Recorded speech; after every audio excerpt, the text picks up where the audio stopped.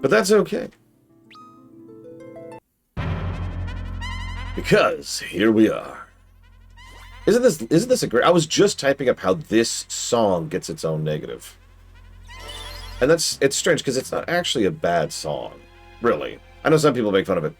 I'm not one of those people. I think it's a good song for what it is, which is the song that's supposed to play for a few seconds as you're transitioning on the lunar overworld. Like, actually think about this for just a second. Pause. Think about this for just a second, okay? Let me run you through this. Because I want to justify this negative. This is song misuse, right? That's what this is. This song was designed... Hang on, where is it? There we go. Such that... Okay, there's the... Where's the other one? There's another song I need. Hey, give me 1 second. I don't know what it's called. Do I not have it? Or is it called something weird? It's probably called something weird. Hang on.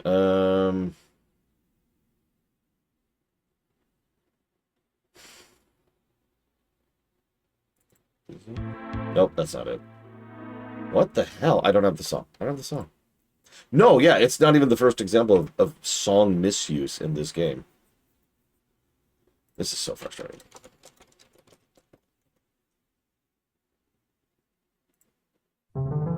Shut up. Shut up. Okay, so... There it is. So you hear this song. This is the dungeon song, okay?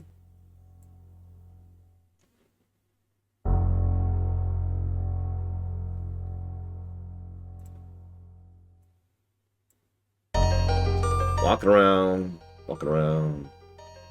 Go up here, grab a chest.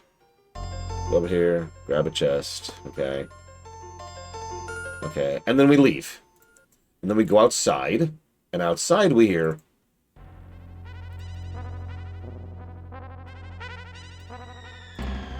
And it's a very short jaunt over here, right? Honestly, you probably have already reached it. You might have had a battle. Okay, you beat the battle.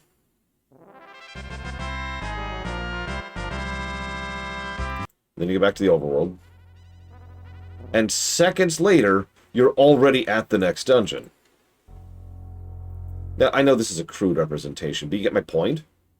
This song was designed for the point it was to be used at. For those of you who don't remember, Uematsu was actually considered unusual in the fact that he did this back in the day. Nowadays, this is way more common. But he would actually insist on being aware of the script, the scene, the storyboarding. He would look at the actual physical storyboards they would make of what was going to happen in the scene and make a song to fit that. So he made the song to fit the scene. So the Lunarian Overworld song is perfectly fine in a vacuum, no pun intended, because it plays for such a brief period of time as just a transition in between the actual areas you spend most of your time in. Make sense? But we're over 3 hours into the final dungeon now. 3 hours of...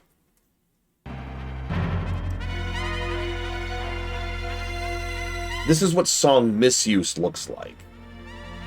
They could have literally used the actual final dungeon song for this, but no. They could have used the Red Wing song like the original FF4 did, but no. They could have just used... Yeah, it's also a worse version of the song. They could have used, like, the actual dungeon song. They could use the Tower of Babel song. They could use the Tower of Zot song. They could have varied it. But instead, we just hear this for hours. That's why that's a song negative. It's actually extremely rare that I give song negatives, but... Ugh. Oh, and also fair, like Javal. Hi, Act. Hi, Lunar Roof. Anyways. Moving on.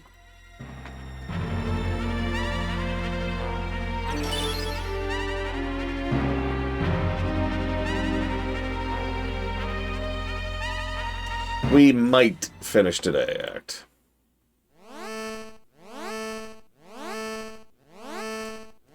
This feels so strange.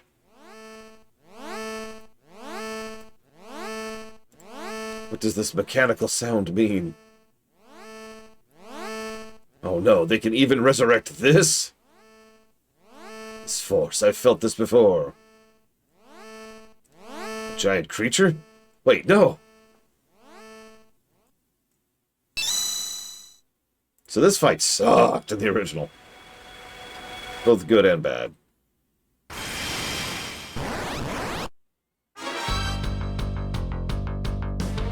Deja vu. It's the same enemy. The giant's heart from Babel. No.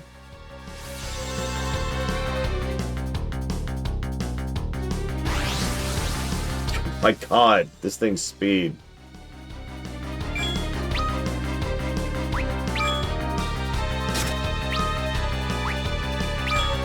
And I'm being very careful here because I know how this fight works. Good morning, Ross. Deja vu. We done? Nope. Okay. How about now? Nope. Ah, here we go. Okay.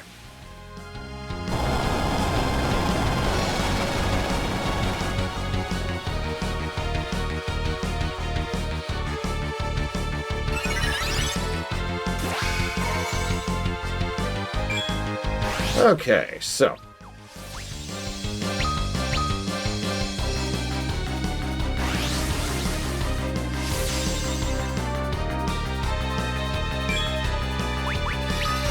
Okay, so now it's a race.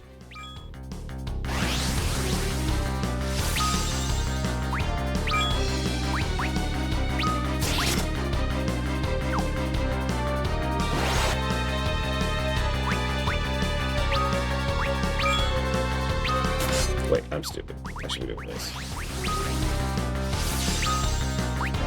I like how it's defaulting to the thing I don't want to hit. Okay, maybe I should have killed the other one. Jesus Christ, it is so fast. You know what? I'm stupid.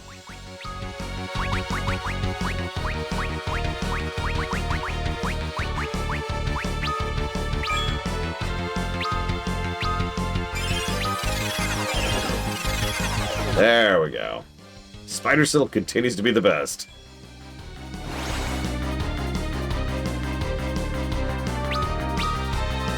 I'm so stupid. I keep screwing this up.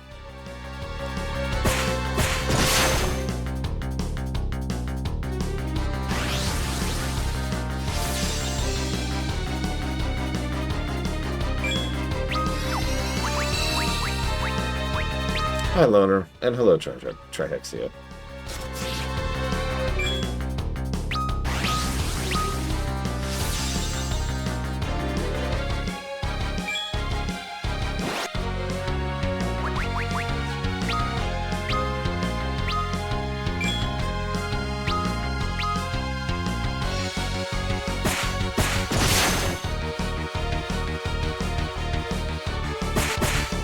See, the other strategy is to get rid of the healing thing and endure the attacks. But honestly, I think we can just out-damage its healing. It's going to be a little slower. If I had done this correctly from the beginning, we'd already be there, but, you know, I am very stupid. I just have to check my targets very carefully, make sure I don't attack the wrong thing.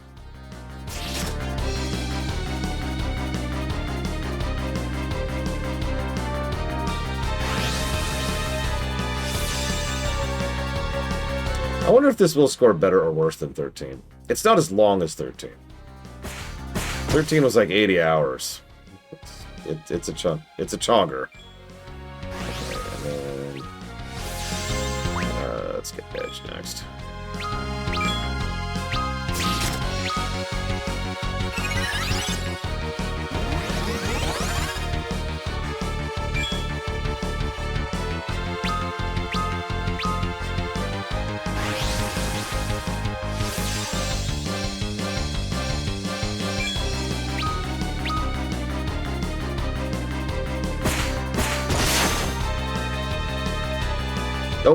We're good.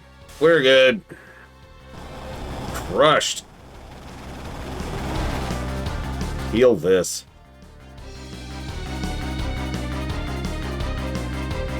Yeah, the problem, if you could call it that, is that FF4 After Years still has a lot of the gameplay design decisions of FF4 DS, which has some good gameplay design decisions.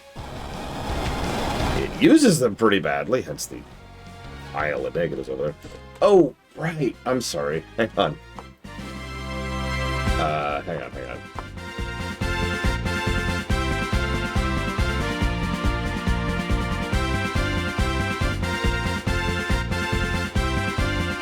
There we go. This is the updated number. Sorry, I didn't have the bot work running. That's my fault.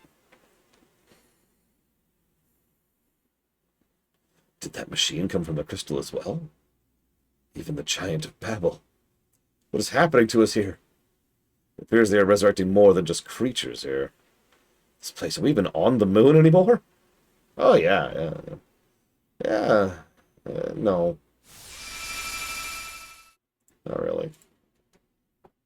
Well, it was 13's final net gameplay. Because, yeah, the difference here, I think, is that FF13's gameplay didn't really have much going for it.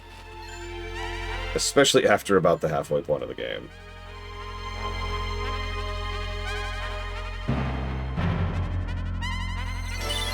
'86. Oof. I mean, at this point, your guess is as good as mine, Triaxia. So if you figure that out, you let me know, alright?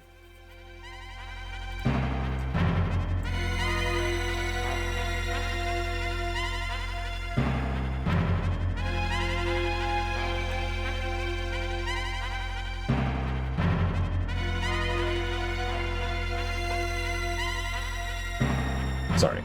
Getting something set up in the background. Alright.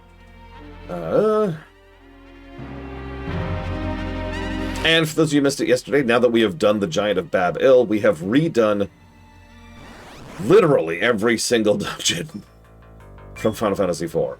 Literally. We have we've hit them all.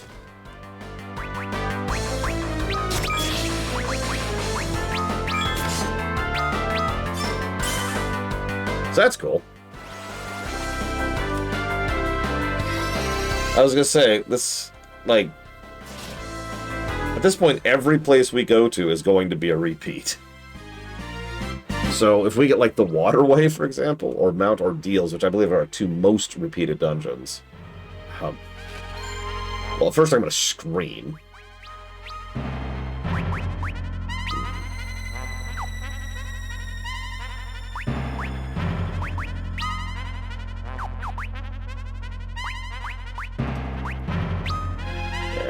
Put that on Kane, yeah. Who would I have sex with in StarCraft? Nova. What? Kerrigan's taken. Raynor's taken. Mengsk is insane. We are in the final dungeon push-ups. We have been in the final dungeon for about 4 hours. Roughly. Like, we're approaching 4 hours. Might be a better way to phrase that. Valerian Mengsk? Nah. He's voiced by the same guy who voices, Anduin. And... no. Anduin is way too much my little brother for me to go that way. That's not happening.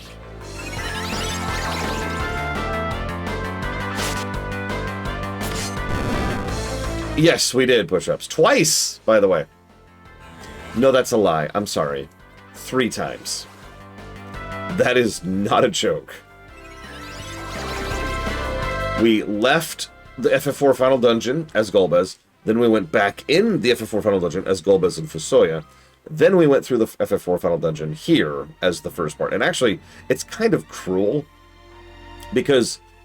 it sort of made it was pretty linear, right? There was not a lot of bouncing around zones.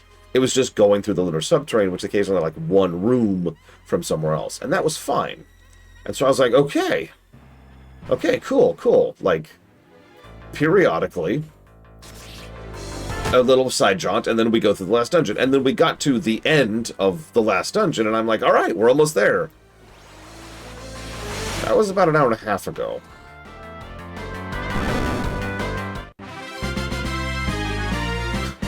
And it's just kept going. The song hasn't even changed.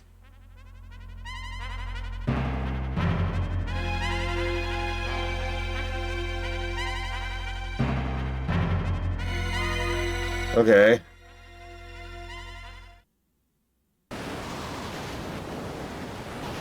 What is this?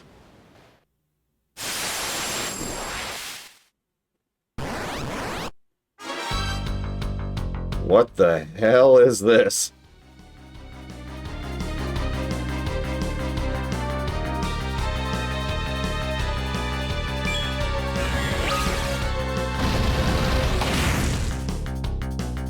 Okay, that's manageable.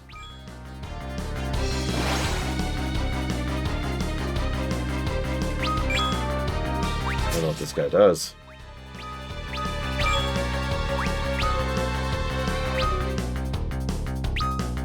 Hi, Reggie.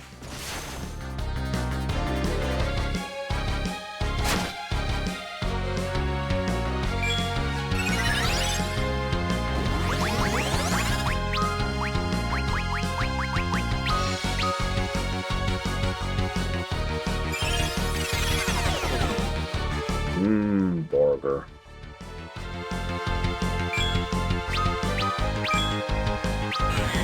Yep, it hits hard, and it casts Tornado.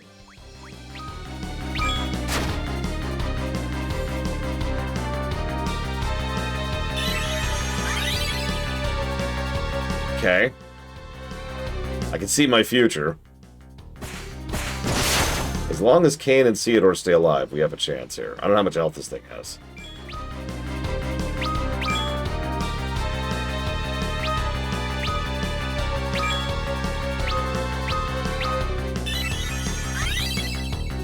I'm sorry, Ross. I know what you feel. I know you're feeling there. Hi, Tormacris. Thank you very, very much for the sub, as always. And if you know what you want to put that towards, up to 3 things, please let me know.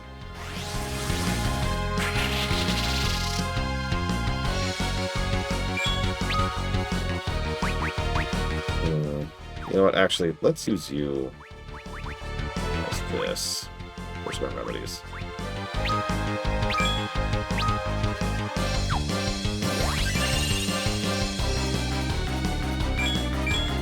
Ah! No, no! Damn it! I took so long menuing that this is now about to be bad. Yep, yep.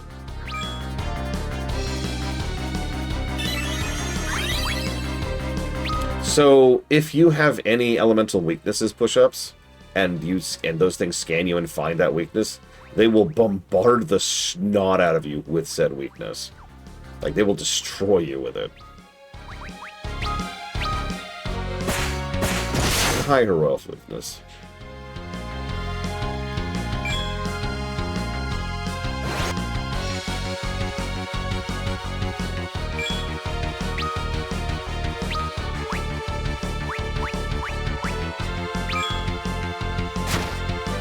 Oh my god! That thing just hit Kane for 2,000. Kane!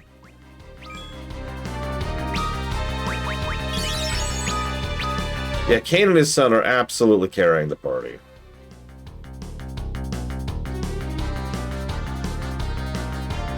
It really is not a joke.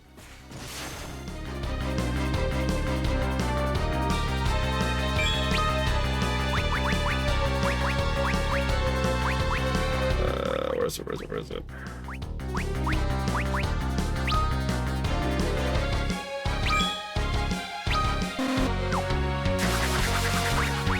Damn it. It's my fault.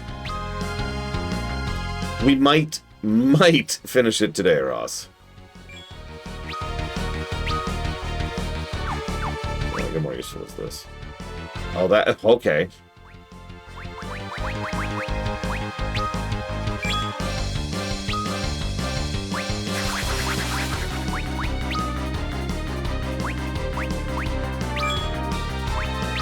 You know haste? He does. Oh, he finally knows haste. Thank God.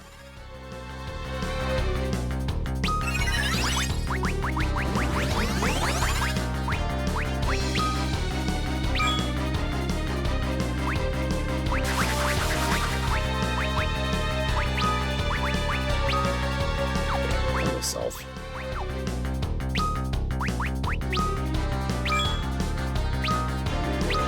And that's also only self. Meh.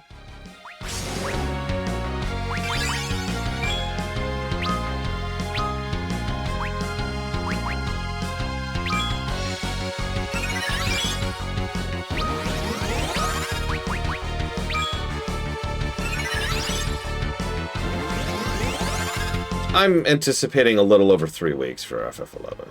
If anybody wants a specific number there.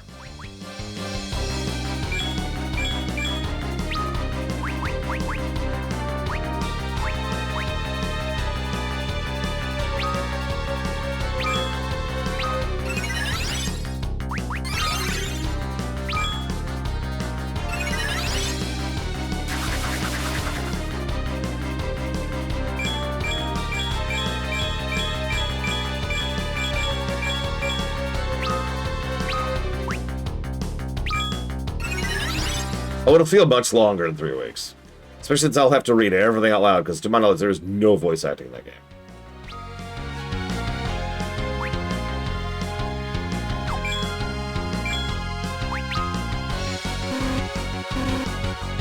Why? What's the issue? What's the issue? God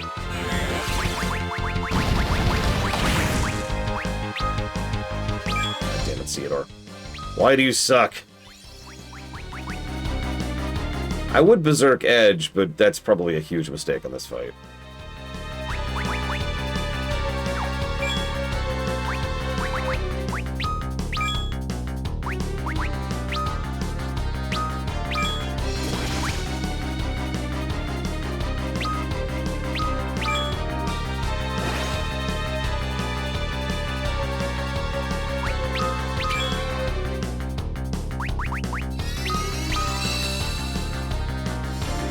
So this is an optional fight. I don't know anything about it, or what we'll get out of it, or literally anything. Apparently there's several lunar fights that are optional fights. We might not do the rest of these, like these are kind of a thing. Try doing 2 games at once. I wonder how much damage we could do if we had the limit break on right now.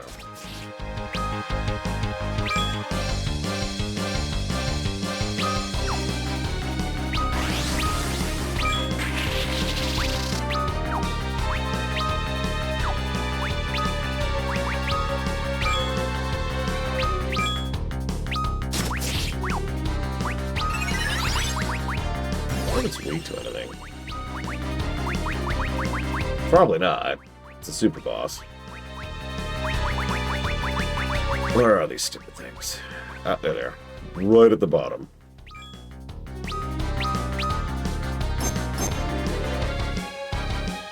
Couldn't analyze.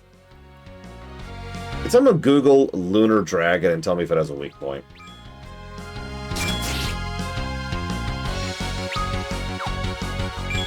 Please.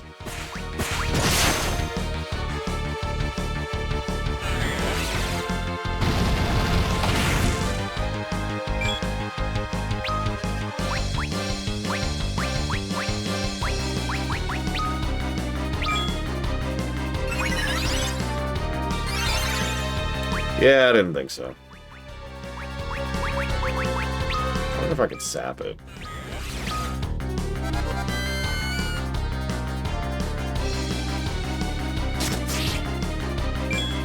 How much health does this thing have? It is sapped! So we did it.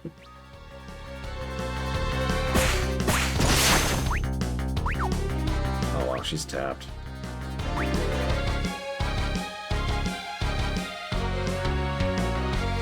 $105,000 health. Jesus Christ. I have no idea how much of that I've already done. Heal up! Okay. Done, really. You know, you've said several times that Prey gets mana back. I have yet to see it give me mana. Is it random? Look, my mana's not moving.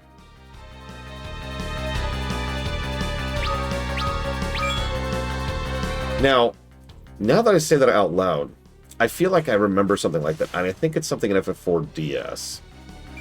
I feel like one of the augment setups makes it so that Prey gives mana back. Like, maybe you give Prey to Porum from Rosa, and that gives mana back. I don't know, something like that. Because that does sound really familiar.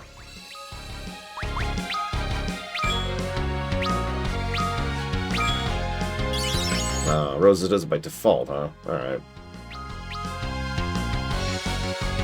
I mean, you do get Prey from an augment. Oh my god, okay. Jeez Louise.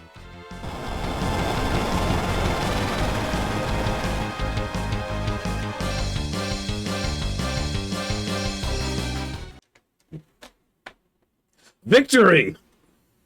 0 gil, 0 experience. What the hell did I fight that thing for?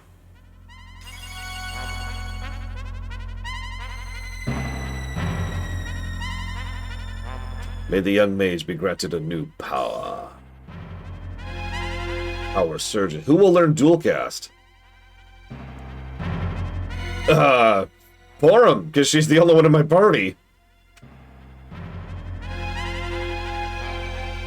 Is this more cool stuff locked behind the second half of the freaking final dungeon? And yeah, double casting has always been broken in like every game. Even D&D.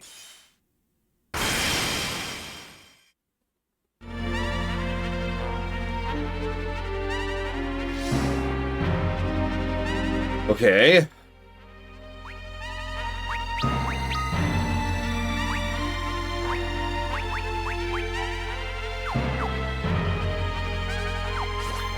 And now my white mage can dual cast. So, that's awesome.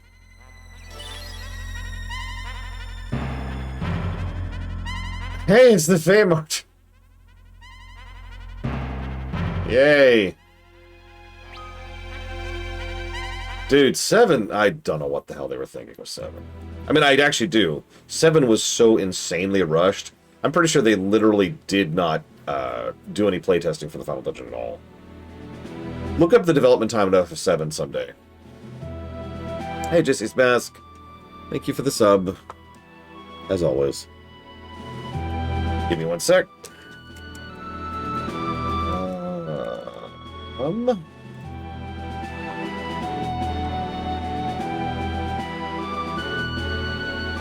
It's going towards a medieval dusk blood. Or should I say blood? Ahem.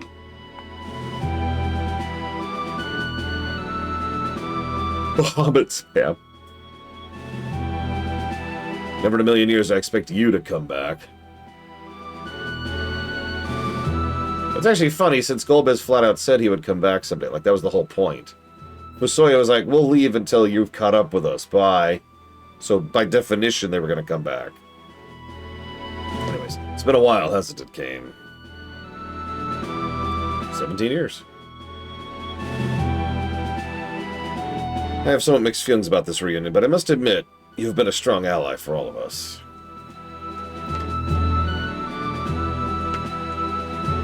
You seem to have changed as well. Yeah, he's a paladin, or a holigoon? Holigoon. Took a very long time, but I've regained control of myself. Just as Cecil did, and just as you did as well, I suppose. So... Hogoon. I owe it all to the power of the Lunarians, in particular the power of you and Cecil's father. I see. Is this moon related to yours at all?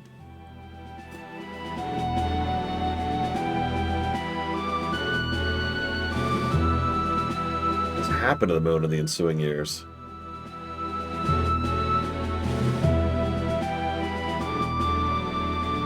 I do not know. Ah.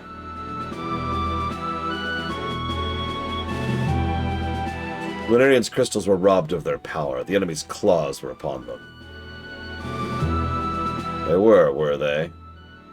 You sure you didn't give them over, Golbez? Whoever controls this moon, I'm going to exact my revenge upon them. Wow, that was a really dumb conversation. You'd think Kane and Golbez would have more to talk about. So... You still mad about the me mind controlling you thing? I don't know, you still bad about the me kicking your ass thing? I don't know.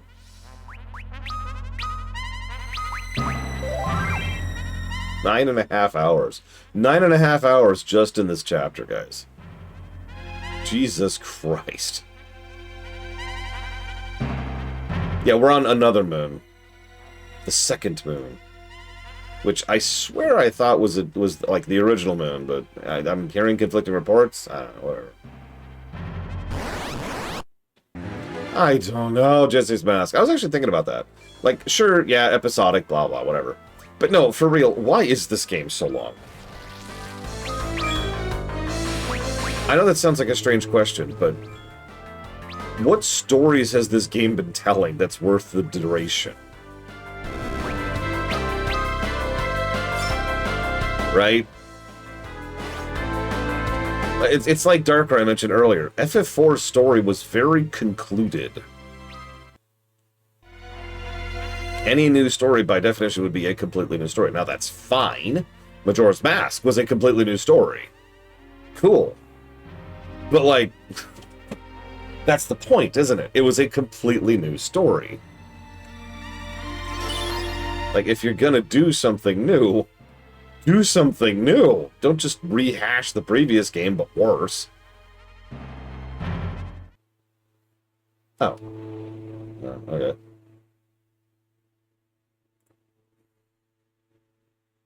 Oh, Majesty, thank heavens you're safe. And someone's mowing the lawn. Sorry. Your Majesty? Okay, so I was thinking about this. I'm not going to give it a positive. It's not that good. But this is my favorite song in this game. And I want to kind of explain that, because I think I can objectively explain it. You see, this is a song made for this game with this sound font in mind. Which makes it the only one of two songs, excuse me, in the entire game that fulfills that requirement.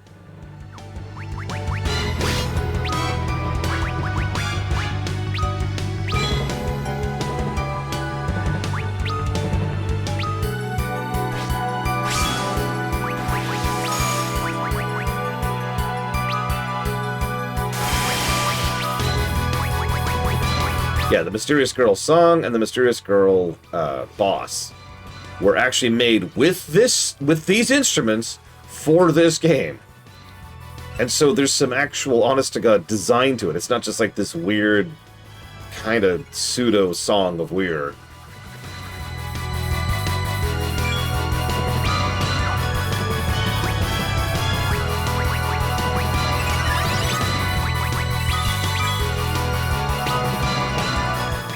No, this song is unique to After Years Push-Ups. This and the other. So there's the Mystery Girl theme, and then there's like a more comedy version of it, which you're listening to right now. So they're both very similar to each other, but they are both unique songs.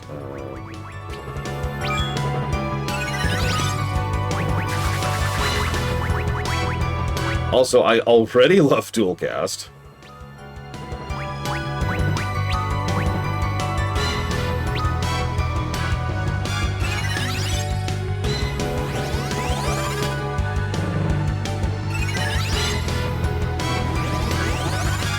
What do the other lunars give, I wonder?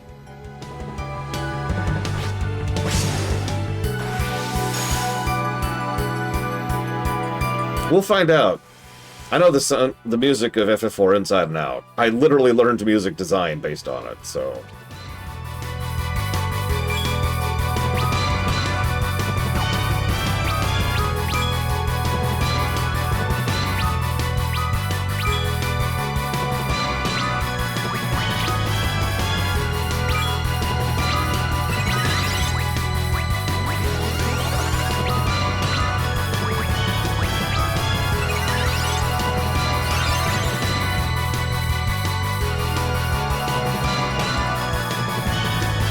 I don't know, Trihexia. I'll tell you one thing, a lot of people would be weirdly pro FF8 instead of pro FF7, though. Oh, absolutely not Overworld. I'm actually completely with you. Because you're right, Golbez and Kain hate themselves, which is pretty much their primary flaw.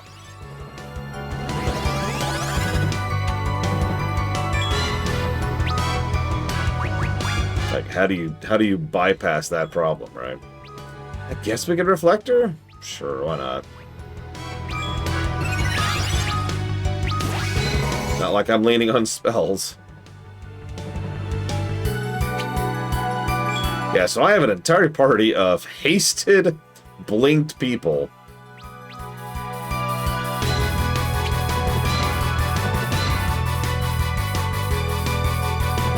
Or, if I could phrase this sentence differently. Hi, I'm a hasted fighter in melee range.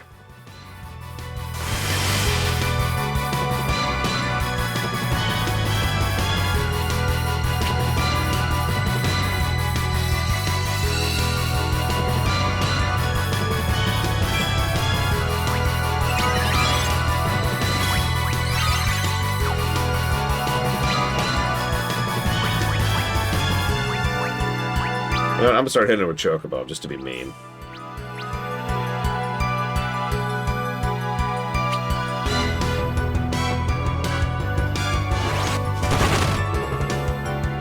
$148.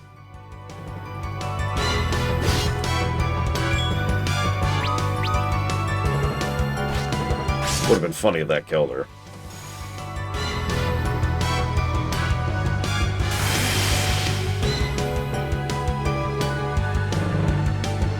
How much health do you have, lady? God.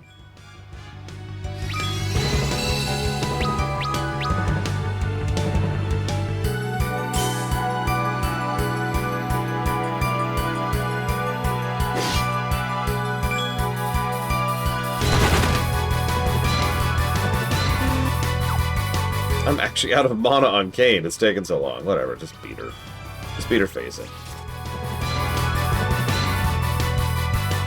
FF8 was very experimental, good and bad.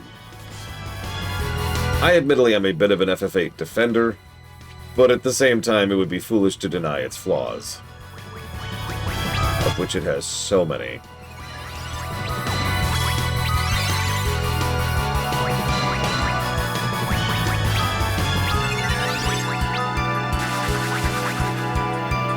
Yeah, it's a very flawed game. I like a lot of what's there, but man... I also don't care for Rinoa much. I feel like Rinoa should have been the best character in the game, and she isn't. Hey!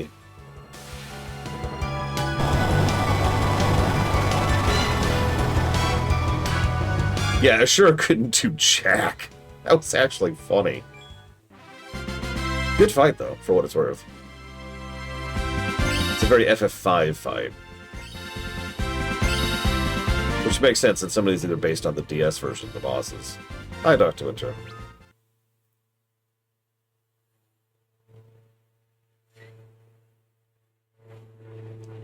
Okay, fair. That's fair, Pelagostone. Rinoa should have been the second best character. She should have. I'm being serious. Her whole character arc, which is terribly presented, is that she is the outsider. She's nobody. She's a normal girl fighting alongside people who are literally child soldiers, trained from single-digit range to be military killing machines who use supernatural creatures to empower them to supernatural levels. And then there's Rinoa. Then she becomes a sorceress. That should have been two distinct and powerful character arcs, and instead she's just a twat.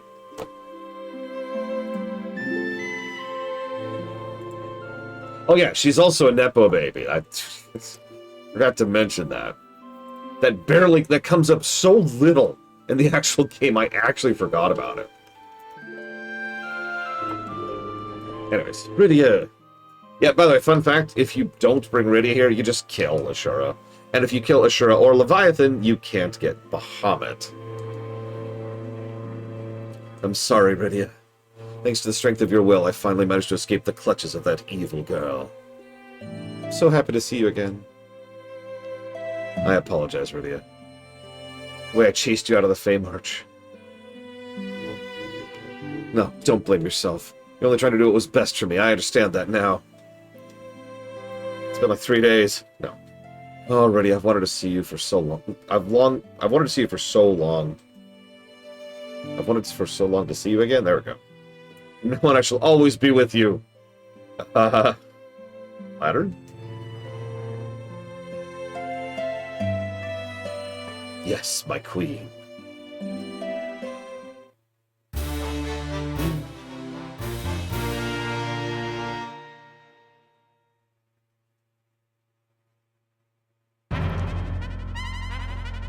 And yeah, actually, I think Renoa is the only one who qualifies as a noble in FF8.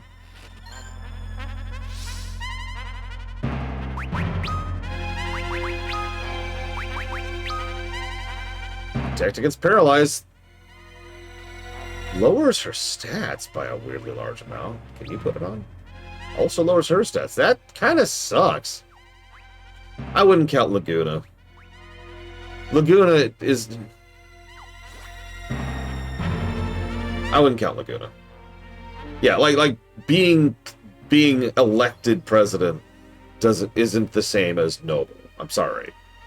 I know some people think it is, but they are wrong.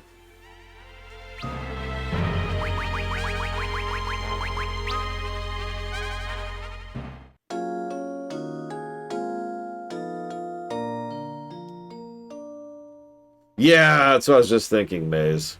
If I had Luca here, oof. Yeah, or Ursula. Ursula would have just been like, hi! Boom! But yeah, FF8 is the Voyager of the Final Fantasy series. I enjoy it for what it is, but it is just smothered with unfulfilled potential. And that is a damn shame. It is the FF most in need of a full remake, and will probably never get one. Because of how remakes are greenlit.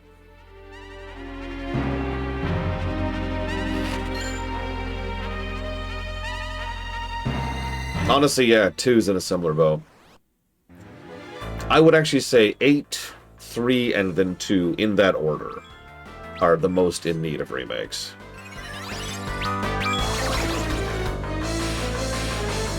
Bingo, heroic flippness. Which is very frustrating to me. I'm sure I'm not alone in that.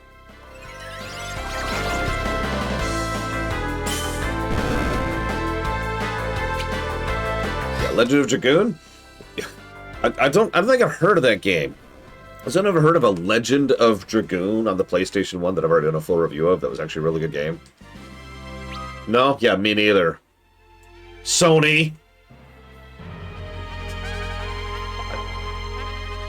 Library. Panzer Dragoon? I haven't heard of that either.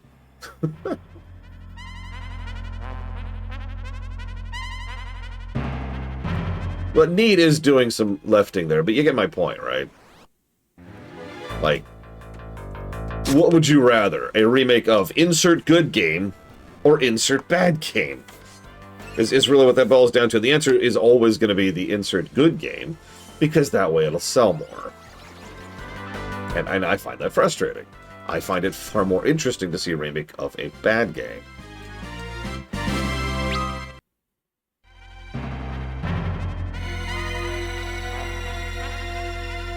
Yeah, Jesse's Mask. I know exactly why Sony did that. I was about to say, I don't know why they did that, but no, I know exactly why they did that. Sony can suck a dick. By the way, for those of you not aware, henceforth, I should add this to the veto list. Anything exclusive to the PS5 or PS6 is vetoed. They can suck a lemon. I'm done. When they finally pull their head off their ass, which they will, it's not the first time Sony's decided to go stupid, then we'll consider playing Sony games again.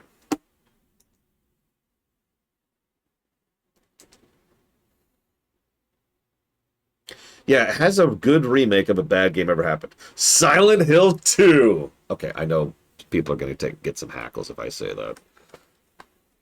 But I stand by it. I'm not actually being contrarian. I think Silent Hill 2R took a game that needed a remake, is how I'm going to phrase that. Because I don't think Silent Hill 2 is necessarily a bad game. I just think it is a game that really could use a touch-up. Which they did, and it was really good. Yeah, that's what I'm thinking, Jesse's Mask. I'm content to wait them out, right? Some of you don't remember this. I don't know why I said that so accusatorially. Some of you might remember this, but they tried this exact same thing. Yeah, exactly, just now. Some of them tried this same thing with the PS3 and the PS4. Like, yeah, total exclusivity. Okay, fine. We'll port it to the PC. You remember that? Yeah. Anyways. As of this moment in time, there actually still are a couple of PS3 games that are exclusive. Like 3D Dot Heroes, which is a game I want to stream someday. And I feel like there's more, but I can't think of off the top of my head. Anyways.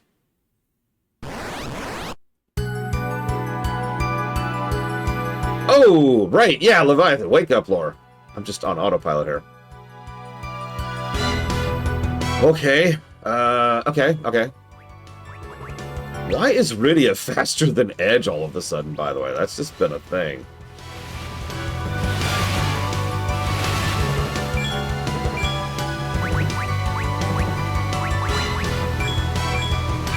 This is an attack. Ooh, okay. We're good.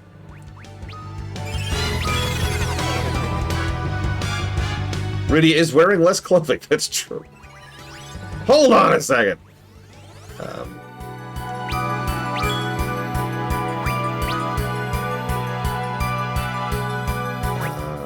Where's my haste? Where's my haste? There it is.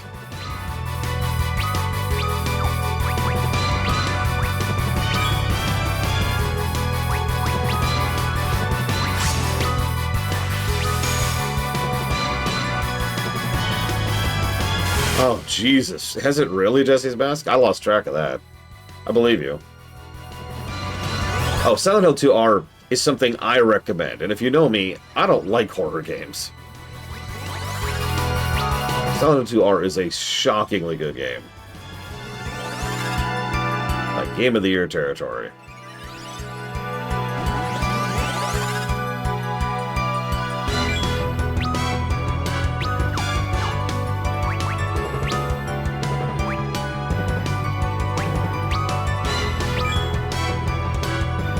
I believe you are correct, Blade to All. I don't think I have a coffee game higher than that.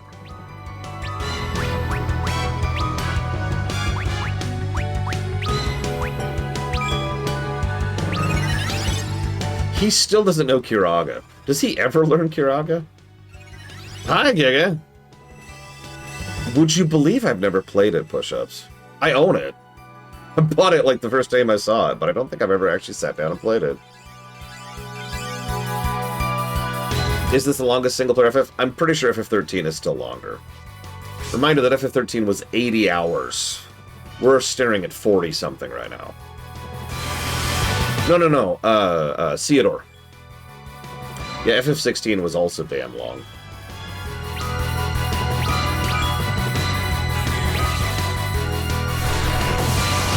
If that counts, Ross, then yeah.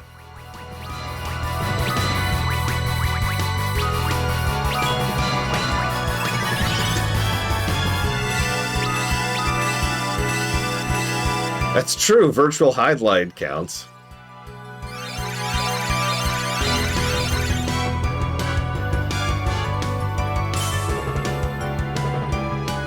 Oh god, I just had a horrible thought.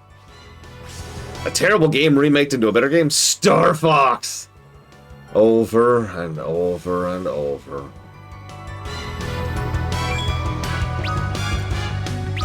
I'm kidding. Star Fox is a perfectly good game. I expect it will score pretty well.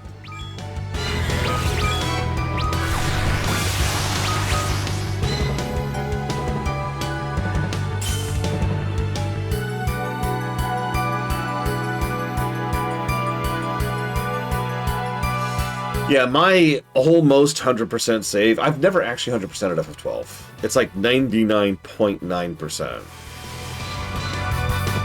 I don't even remember the one thing I didn't get. Don't you understand? It's I, Ashura, and here is Rydia, the daughter you hold so dear. Please, Your Highness, you must remember. I know you're in there somewhere. No, I actually did Yzmat and Omega 12. I got the Zodiac Spear. I don't remember if I got the Will Whisker. So I've never played the original Resident Evil 2, so I don't know if it's a bad game. I will say Resident Evil 2 R is a freaking amazing game, so that might be a similar situation with Silent Hill 2.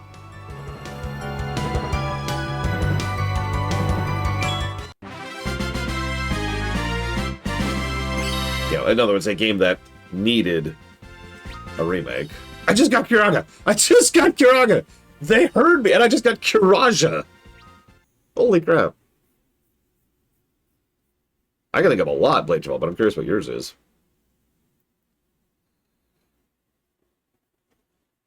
I think the original RE2 is on the list. I feel like it is. It might have been RE3. I don't know. Someone put one of the PS1 games there. Eve. Yeah! Yeah. My lord. Oh, my sweet, cherished Rydia. You're back. Please forgive me, Rydia. So many Eidolons forced into agony because I lacked the power to help them. Doesn't matter now, my lord. Not now that you have returned. I couldn't have done it without my family, both you and my beloved Ashura. Thank you, my lord. We cannot leave our world victim to their whims a moment longer. From now on, my power shall be with you forevermore.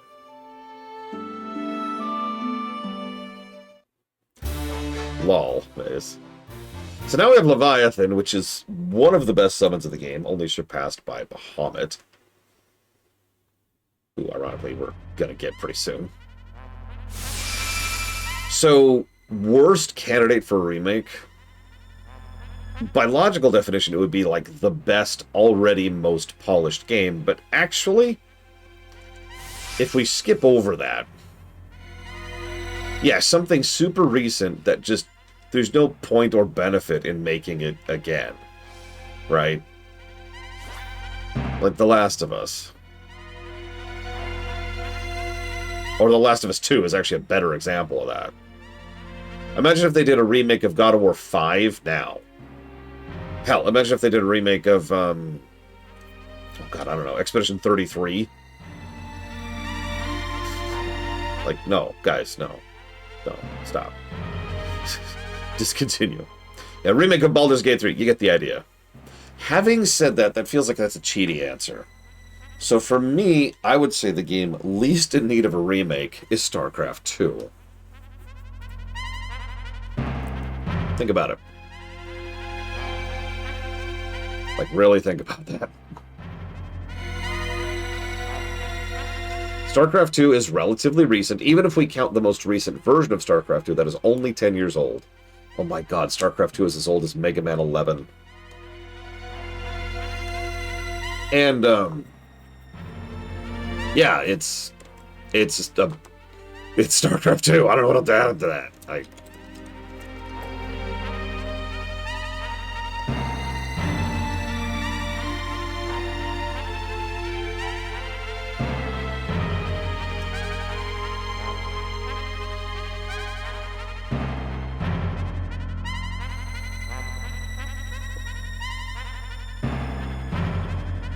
Thank you very much for the donation, Blue Dragon. Almost called you Blue EXE. And I will put that towards Resident Evil 2.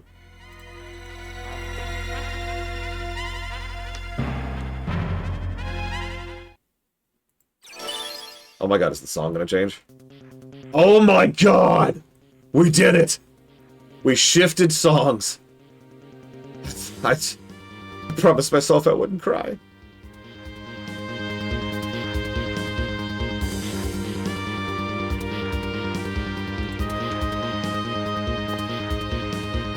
No, there's more complex and stupider reasons behind why they haven't continued StarCraft 2. I'll give you a hint. It's because of Bobby Kotick. Directly and personally.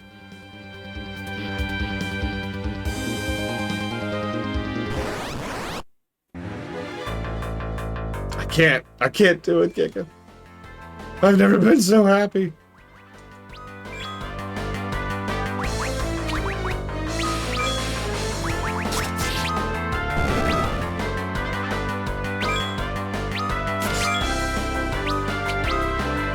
Hey, the end of time. Thank you for the sub, as always. And if you give me 1 second, I do hope... It's always nice to hear someone likes my terrible, pathetic streams. I will put that towards Dealer's Choice.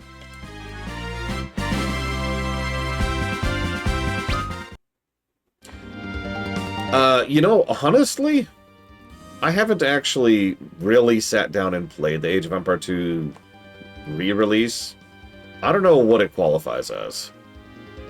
That's what I'm predicting, Jesse's Mask. Would I want Warcraft 1 to 3 to get remakes? Yes. Of those, Warcraft 3 is the one that needs it the least and is most likely to get it. Frankly, I am shocked we got a remaster of Warcraft 1 and 2. Like, as a reminder, Warcraft 1... The Warcraft 1 remaster was not particularly bad. It was still Warcraft 1 under the hood. And that was that is a problem. But still, that raised the score of that game a non-insubstantial amount. So how is Reforged? It's still Reforged. Reforged, to be perfectly blunt, does not count.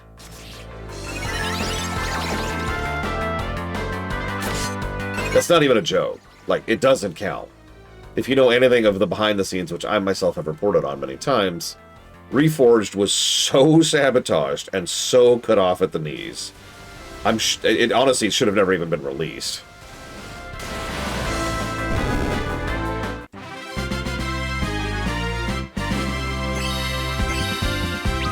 Like, if you're going to sabotage your own project that badly, just don't release it.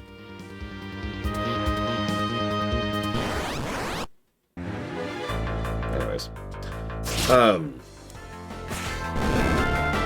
Is StarCraft 1 worth playing right now? Yes and no. There's still good stuff in StarCraft 1. And some actually pretty solid story stuff, too, especially. But it's still a pretty rough game. Let's just say it scored worse than I thought it would, and leave that as it is.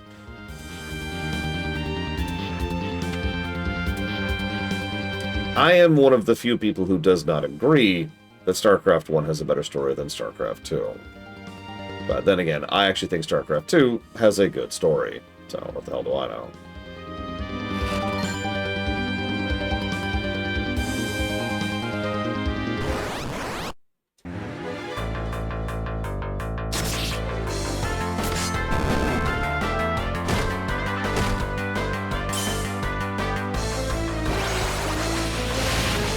Yeah, StarCraft 1's mission design is lacking. In StarCraft 1 Vanilla, that's a good way to put that, Maze. In StarCraft 1 Vanilla,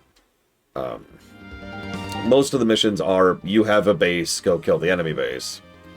In Brood War, most of the mission design is, kill all, but also screw you.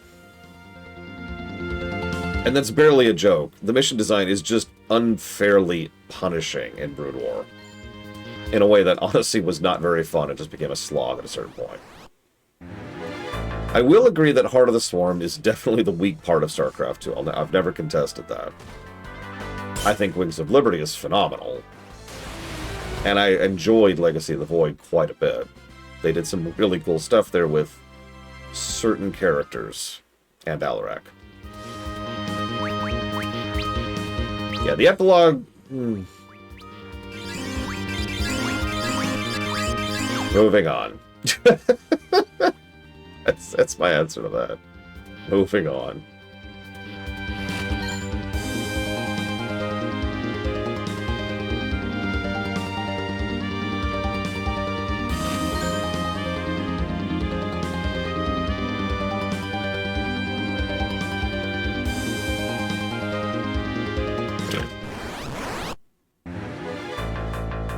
This is a weird set of enemies for the final dungeon. I'm just kidding, of course. We've got another final dungeon after this. It'll be ridiculous.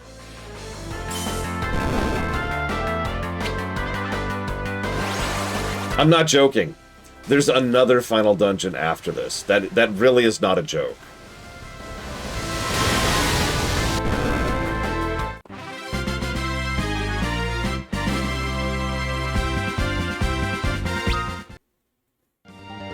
Yeah, the epilogue felt tacked on to be nice. I'll tell you exactly why they did an epilogue. It's because several people in charge at Blizzard recognized, I say in charge, several of the project leads recognized that StarCraft was getting put out to pasture, and they wanted to finish the game before they couldn't. So they did. So, yeah, the epilogue was rushed, and it shows.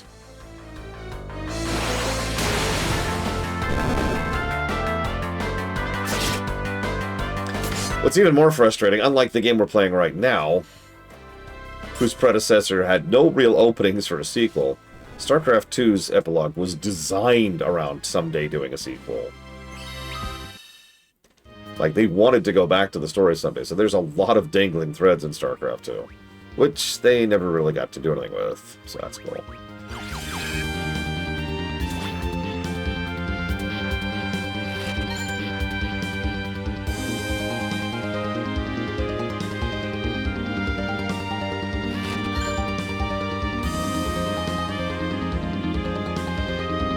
I like how much of this loot is just junk.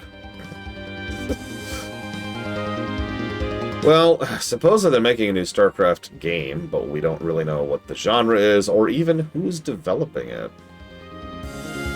Even though it's good that Bobby Kotick is finally gone, this goes back to what Lunareth was asking earlier, and Kotick and his cronies are the reason Blizzard was chopped off at the knees, why Here's the Storm died, why Overwatch died, why StarCraft died, why Diablo is like lurching on like an undead beast. The problem is, there's this thing, there's this inertia when it comes to corporate matters.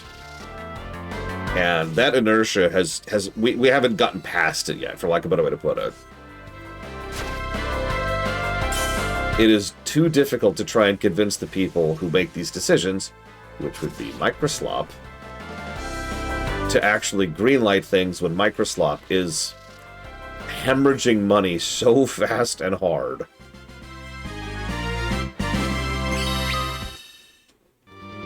And currently burning through reserves trying to correct the mistake they made with regards to going all in on AI.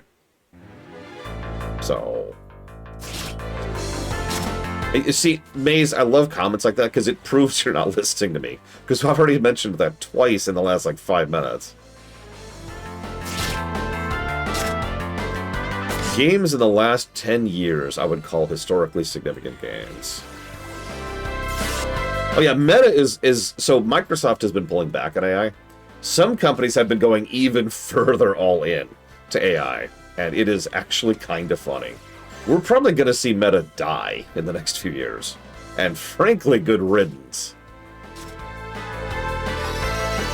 No offense to anybody who uses Facebook. Just...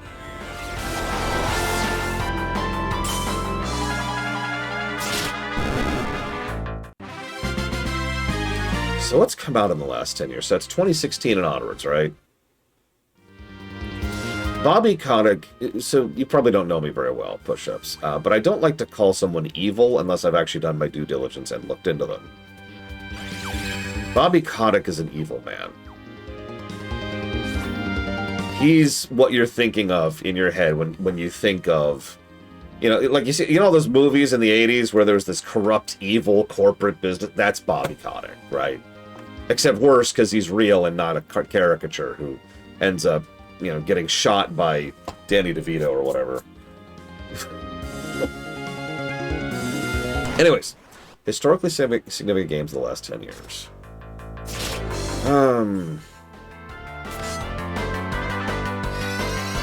I actually do not think Fortnite is historically significant.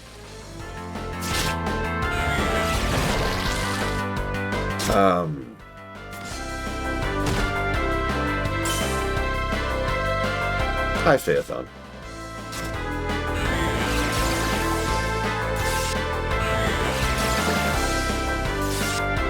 Historically significant.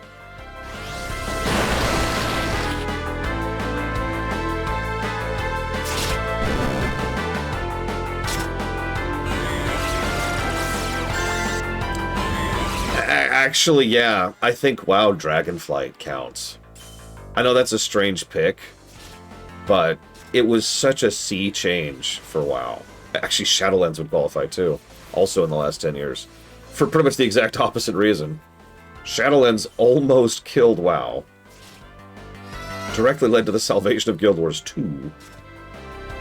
And then directly led to modern WoW with Dragonflight. When I thought Undertale came out in like 2010 or something like that.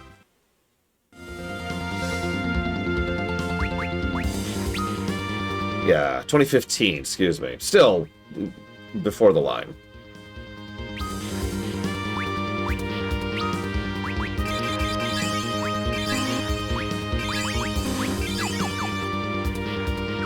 I've been debating Breath of the Wild because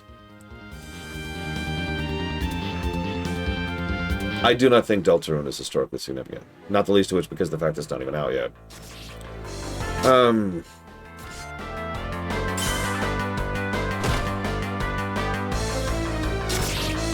The problem is, I don't think Breath of the Wild has had the impact that we sort of thought it would. Like, Breath of the Wild kind of showed that you could do different types of games in a completely different format. But the only game that's been substantially affected by that was Tears of the Kingdom. And that one knockoff game that they sued, that I can't remember the name of.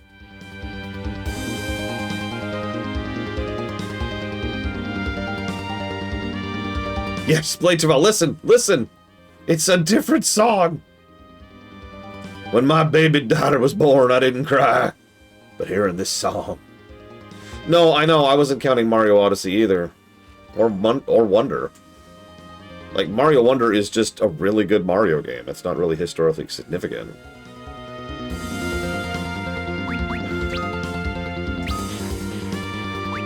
Alright, who gets the ribbon? Who gets the ribbon? I'm thinking Theodore. Yes, let's do that.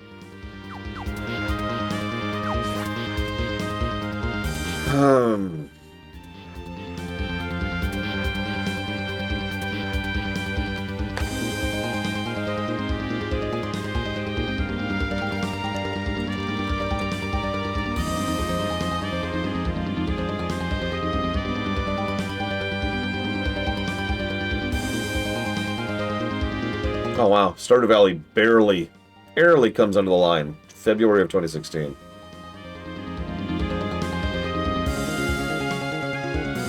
I mean, they are Phaethon. It's not even an argument. Here, status effects go away. Yeah, exactly, Jesse's Mask. Oh yeah, also Genshin Impact. I forgot about that one.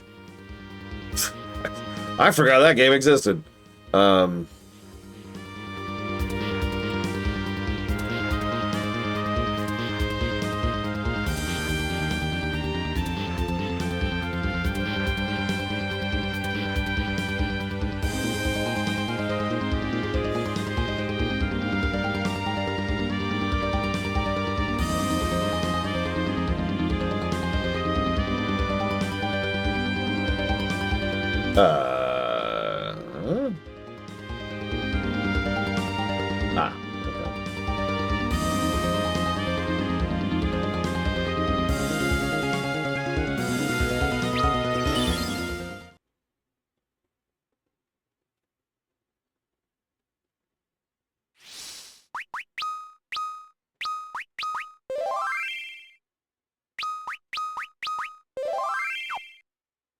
Anthem.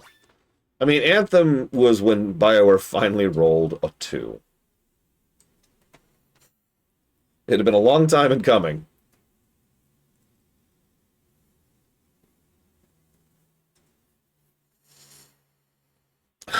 To be quite honest with you, I'm not sure I can think of any indie games that I think have been really historically significant in the last 10 years, with the possible exception of Stardew Valley. Even that feels edge case. See, the thing is, I was trying to think of an indie game that really has pushed the indie scene, but the problem is most of those games are older than 10 years. Like, the reason Concerned Ape was even able to make Stardew Valley is because the indie scene existed before he started developing it, right? And he spent 4 years or however long it was, slow-moding his way through it, because he knew that that market existed, and he knew that there was a space for that. There was already tools and resources, and there were proven case studies of, yes, you can make an indie game and it can be a success, right? Yeah, Shovel Knight, Undertale, hell, I would argue if you want to go an indie game that's truly historically significant, it would probably be Cave Story, which some people argue is the first indie game and really proved the viability of the concept of having such a small team put out a bite-sized game and have it actually succeed.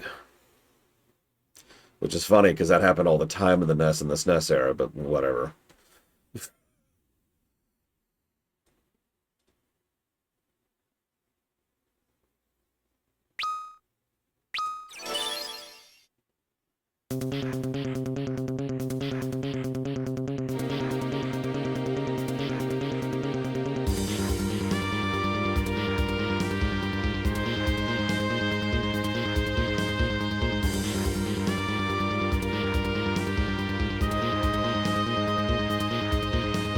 Anthem is now shut down, yes.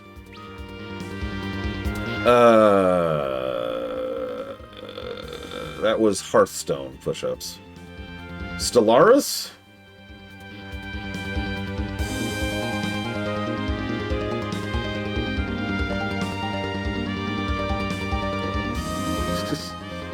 I mean, Stellaris kind of started the new era of Paradox.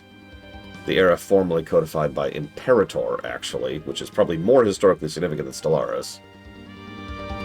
For those of you not aware, the engine that they use, the modern engine that Paradox uses, was tech demoed in Imperator. So, Victoria 3, Crusader Kings 3, Europa Universalis 5, all of those were based off of Imperator.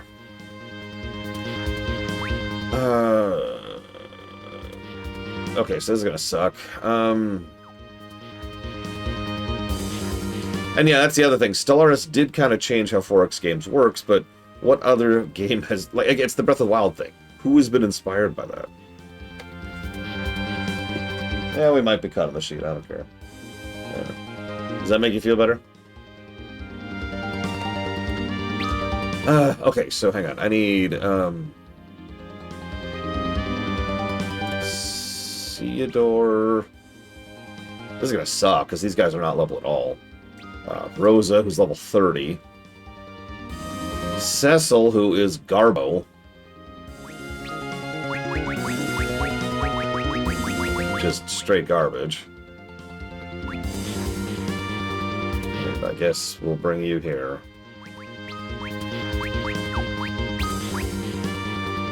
God. Cecil, your son has more health than you. You're pathetic.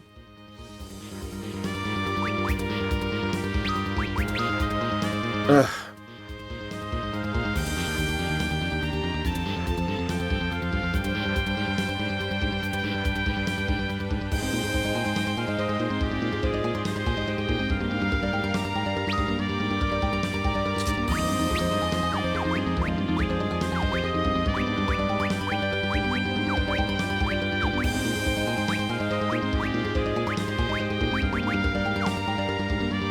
Meanwhile, Cecil's like, brains.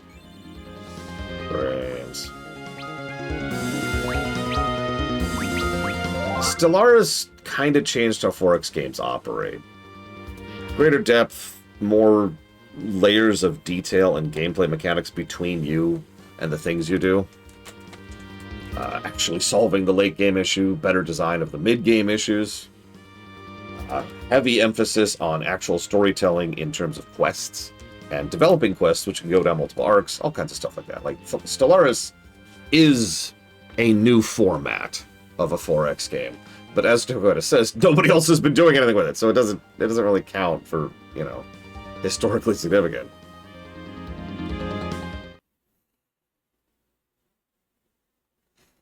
Oh yeah, hang on.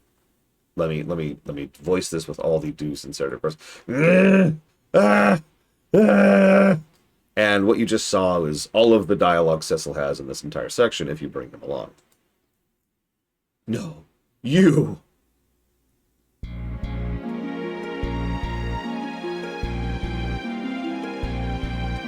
It's Red Eyes Cecil. Yeah. I think it's the exact same dialogue too. Yeah. Huh? Cecil? I can't believe this. I knew it. ... Yeah. Yeah. This is gonna suck. Thankfully, this isn't like a super real fight. Because if it was, well, I mean, this would really suck.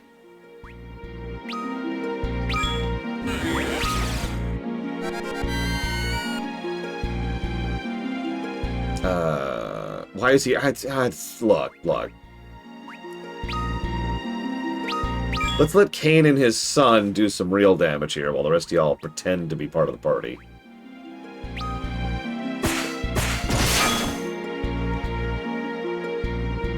This is my true self. Darkness. I must keep using darkness. I have no use for these bodies. These shells. I am the true Cecil. Ah.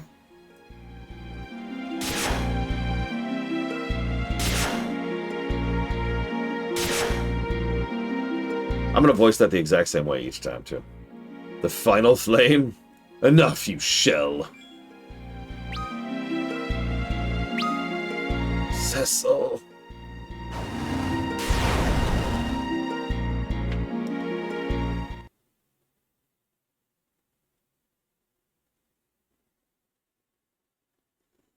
You dare to believe this atones for anything? For terrorizing the entire world? I am sorry.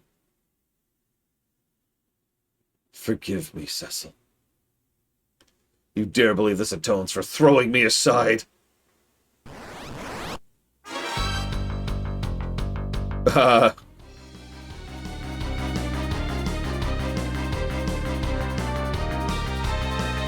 this what you wanted? To die at the hands of the brother you abandoned? Eh?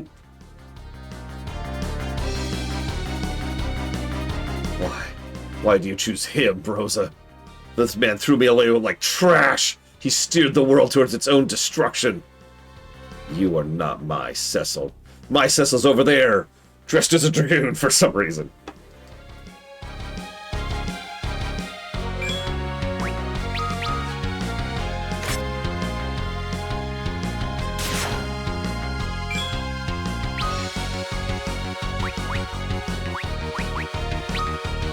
My Cecil's currently tanking the floor, admittedly.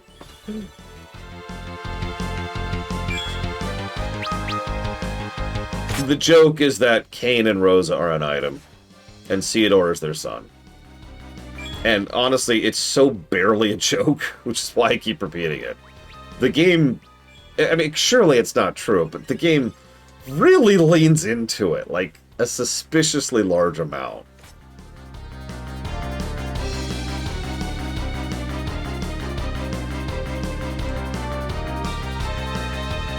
Mother.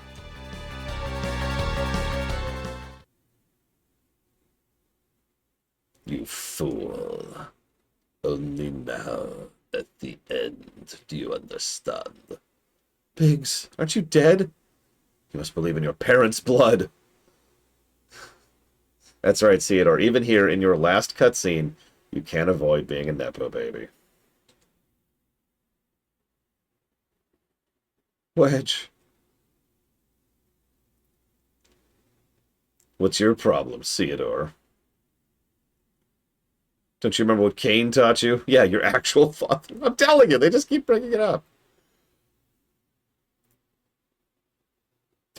So, for those of you not aware, if you bring Cecil and Golbez to your party, what happens is that Cecil is restored, but Golbez dies. If you don't bring Cecil, I don't know what happens.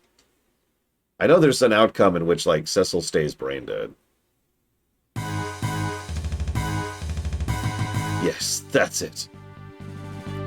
Now that's the Red Wings soldier, I know. The last of the Red Wings! Ignore all these. Okay, if you don't bring Cecil, the fight's unwinnable. There you go.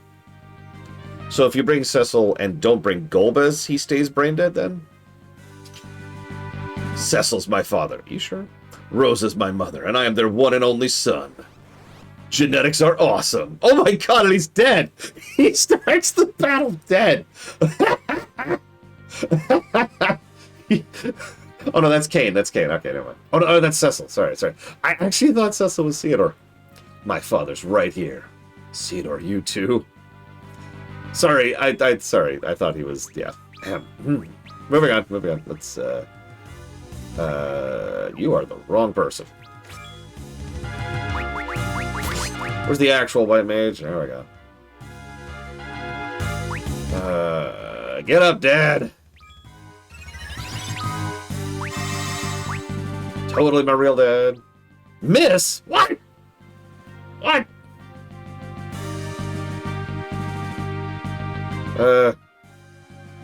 Okay. I mean, sure, what? It's not like he's gonna contribute anything. You know what? Berserk Kane. Go kill him. Yeah, we've upgraded from brain dead to dead. Oh, right, he's immune to status effects. Damn it! I forgot Berserk is a status effect.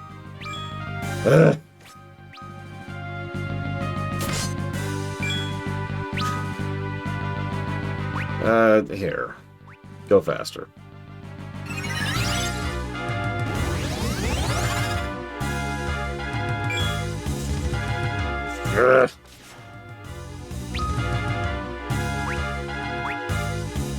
Does she not know haste? Oh my god, she doesn't know haste. Damn it, Phaethon! Look.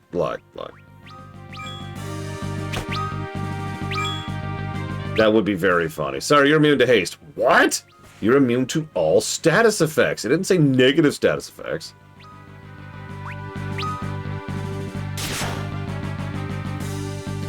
Yes, Golbez has the spear and can't. Look, Reggie. I'm getting an achievement for this. It's called That's Not Canon.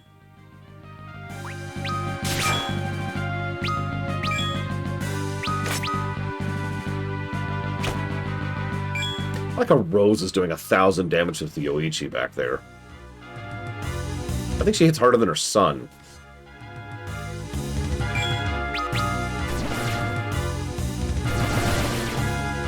No! Rose is dead!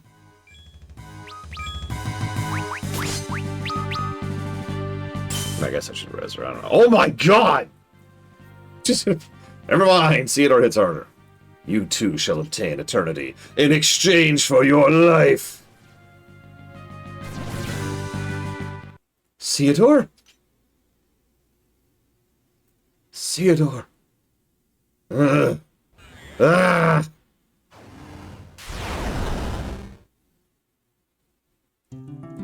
Father. Cecil. Let's go, Theodore. I'm done ngaching. Cecil has returned to the light! I am Cecil, the true Cecil. Rosa falls back over. Rosa just flops down. Okay, I'm done.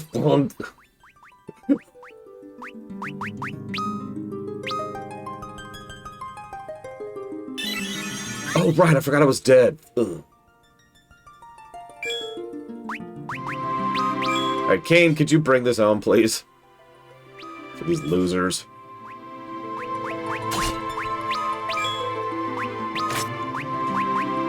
Kirog. Since you don't know Kirog. In fact, you know what, you just attack Rosa, because you kind of suck right now. I don't know, Trihex. You don't know, we don't know, nobody knows. Don't ask questions.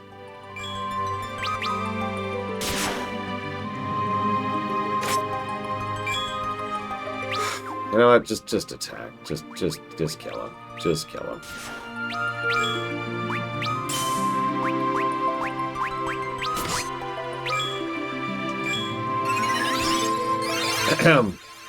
Thank you, Immortal Slime, very much.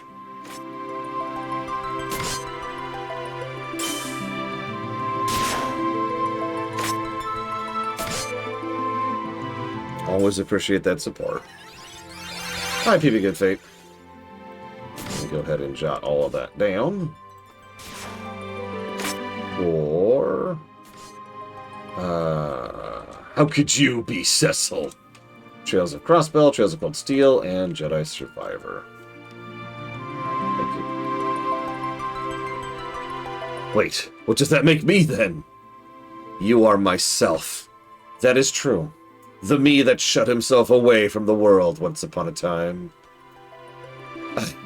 But those days are over. You are no longer alone. Now you're just dead!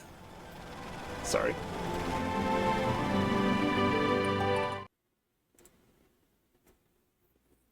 Cecil and Golbez have a dual tech called Ultima Spark. I'm kind of tempted to see if I could make that happen, just to see what it looks like. There's also the King's Quad, which is Cecil, Edge, Yang, and Edward.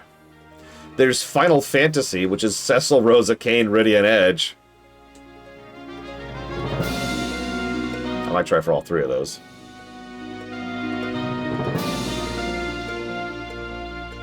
You've become a strong man, Theodore. I owe it to all the people who helped me. Biggs, Wedge, Kane, and of course...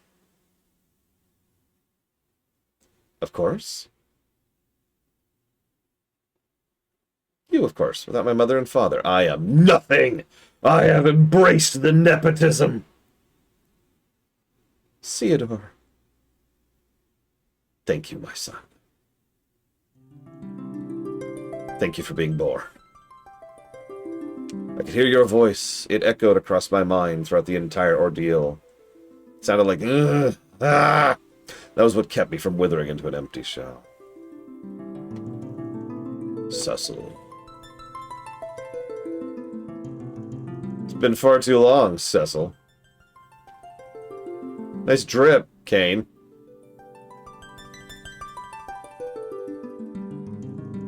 My friends, I don't know how to thank all of you enough. Yeah, get out of my party. I'm never going to use you again. Except to show off these triple decks. Or quad decks, I guess. Now let's make haste. We must stop this moon and ensure the future of our homeland.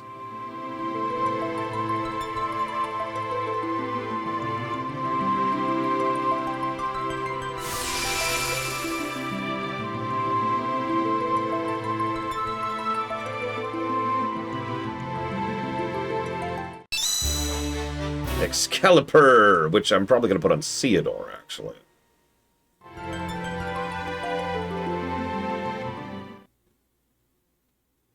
So who's ready for us to actually unlock the last dungeon? Yes, really. So you made it this far, then. Cecil has returned to you, I see. But it means nothing. Your planet has completed its role. Its fate has not changed one bit, nor has yours. Fate is not something set in stone. If you want to change it, all you have to do is believe. There was a time when I hated my role in life. That all ended once I embarked on this journey. Is that what you've decided? A shame. What do you mean, our role? Let me ask you this, then. I suppose it is all too incomprehensible for such earthbound maggots as you to understand. Fair enough, you're free to choose how your deaths play out. That is your final decision. I leave it up to you to make.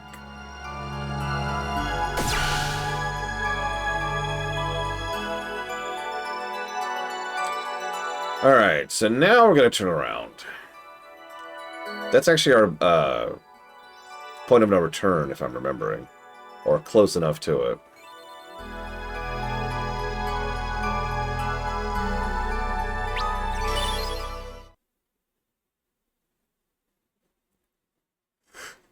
Okay.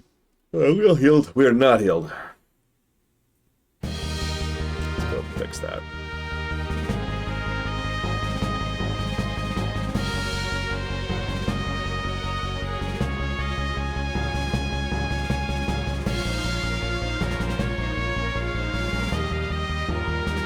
Never my dreams, I imagine I visit the moon someday. I suppose I should revel in the fact... No, they do not say anything now. That's the exact same line of dialogue.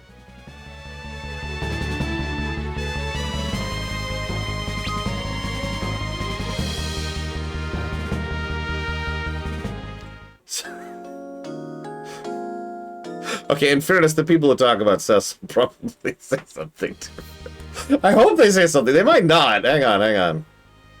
Let's go find someone who was... I think it's all the people upstairs were Cecil-oriented. It's an alignment on the alignment chart.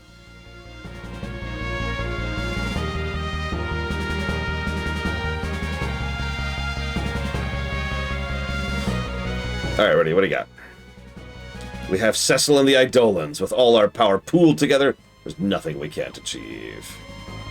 That's a good question. Now that we're here, can we... No. Expect me to give up? Forget it. Not while we're still alive. I don't know why Ed sounds like this now, but you know what? I just think it's appropriate. The moon is beyond anything we could have possibly imagined, but we need to keep going and remain courageous. Cecil has returned. Now all that remains is to stop the moon and return to our homeland.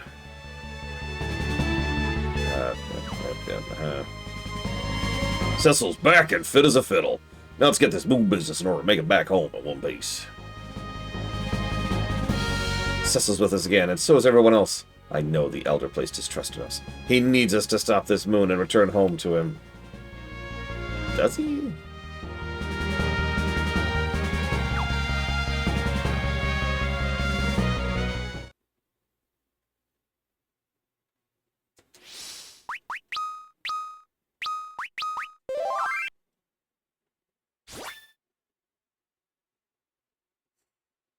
What did you finish, Mr. Red? Other than Soden, obviously.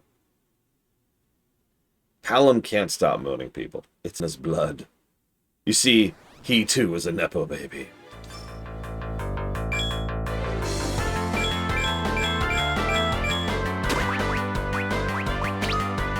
Aw, it's all not yet learned.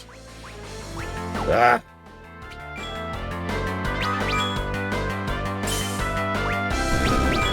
Yep, we gotta defeat the gelatinous hair dryers.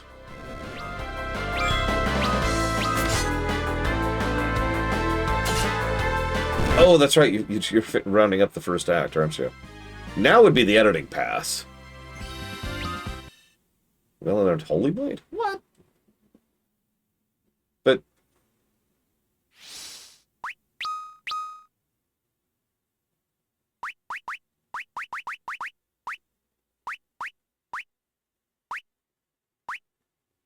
weapon specific. I'm really sick of weapon specific things. How about King's Quad? Weapon specific, Ultima Spark. Ultima Spark is just there. Why didn't we learn it? What, do we have to do 8 freaking battles before we learn Ultima Spark? Are you kidding me with this? Yeah, I don't care. Sorry. Care disengaged.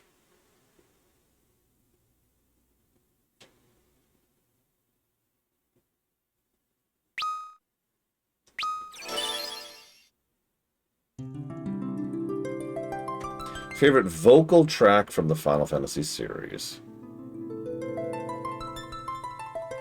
Oh gosh, let me think about that for a second. First, get out of my party.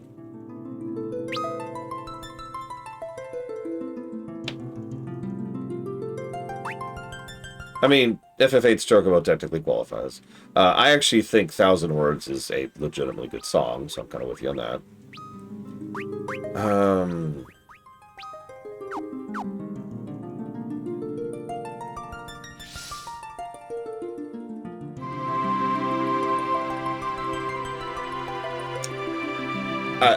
Does the opera count in FF6?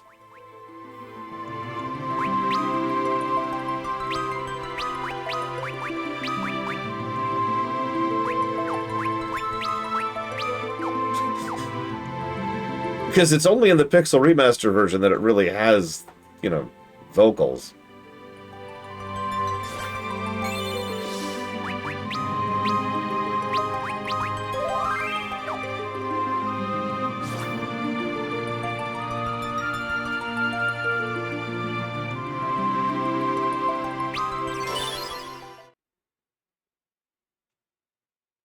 So you may have not even noticed this.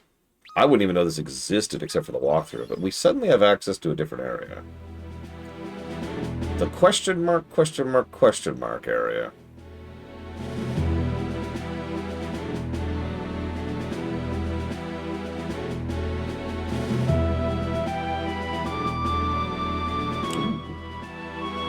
Limp Bizkit. Well, so honestly, I don't like most of the FF songs that have lyrics. So I think Thousand Years kind of wins, or Thousand Words kind of wins by default. Until we count FF14. And I have to think about which FF14 songs with lyrics that are not Latin chanting that I actually like. Because surely there's a few, right?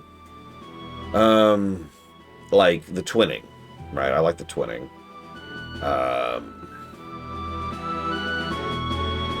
Yeah, To the Edge. I like To the Edge. I like the Eden version of Titan and the Eden version of Leviathan.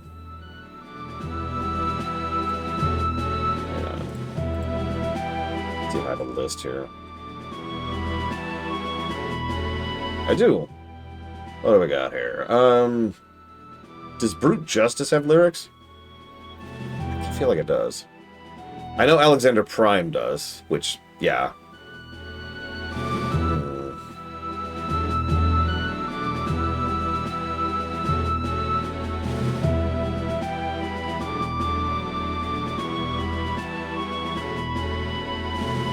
Balala, balala, balala, Titan!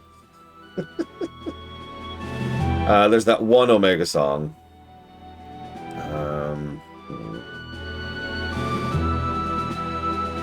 And... Ooh, no, hang on, there's a couple more here. What else we got? There's Twin. Titania's theme. You know, this one. But you can't even hear that.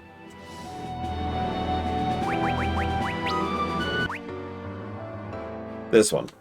What is... Hang on one second.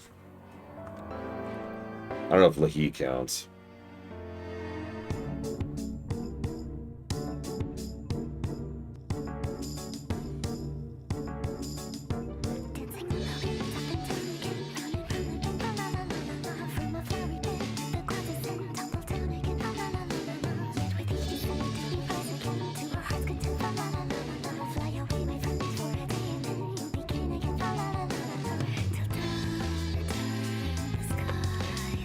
I wouldn't put this as like a favorite, but you know, I enjoy it for what it is. What else have we got here? Does that have lyrics? No. Does this? No. What about this? That definitely doesn't have lyrics. I don't recognize all the names, so forgive me.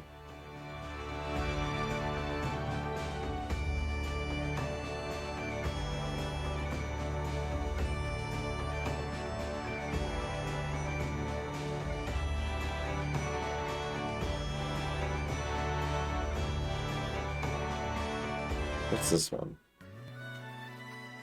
Oh, right. That's the FF3 one. No idea what that is. I like this one.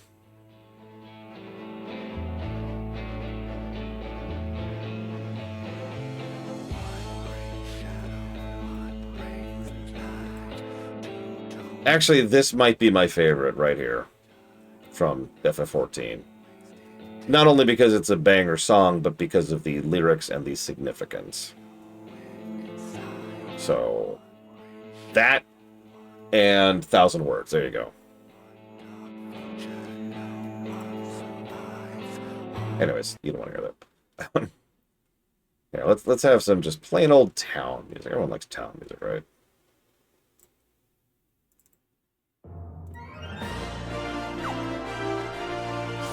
I can't put Ultima Thule's theme because I get sick of it.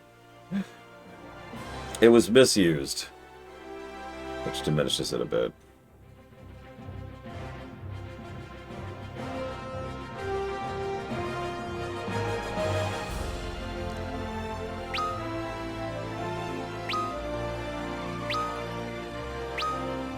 Rainbow tail, please.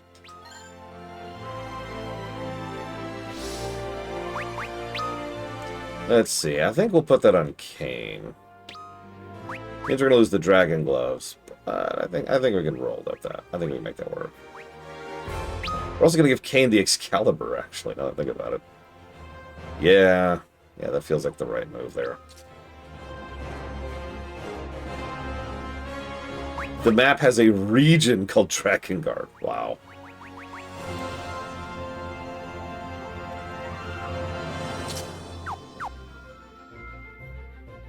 Sorry, Phaethon. I don't remember Scream all that much. Sorry. I don't know what you're talking about, I just don't remember. I know people wouldn't shut up about how great it was when it came out. That's all I remember about it. How many other tails do I have? Do I have any other tails? I don't think I do, actually. Yeah. Alright.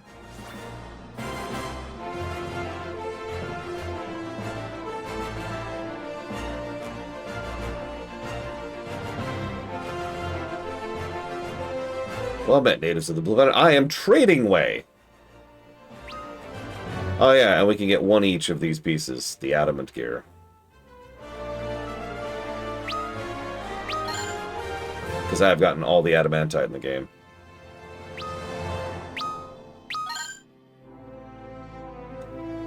Hi, Zach Taft.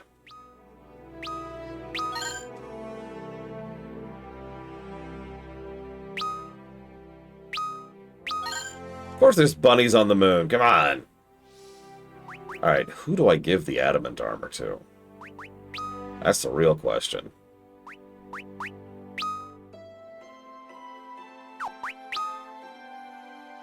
Jesus Christ.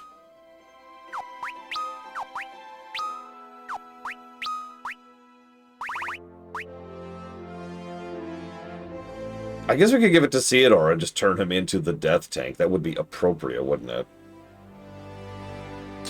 Yeah, screw it. Let's do that. So, have some adamant gear. We'll give someone else the helmet. You, Edge. Have an adamant helmet.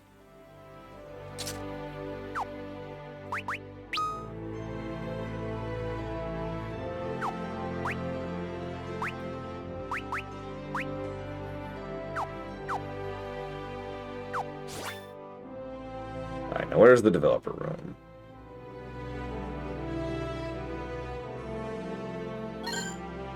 A lustful lolly-ho! Wait, hang on. Let's read some porn. Gotta read porn. Very important. That was at the bottom. Hang on.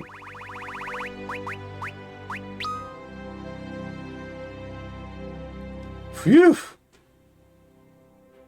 Okay, done. Hope you enjoyed that. That's all that is. I would also agree that the music gets better pretty much consistently the further you get into FF14. There are some hiccups on the way. I'm not going to pretend otherwise, but... Alright, so hang on. So... Scroll down this.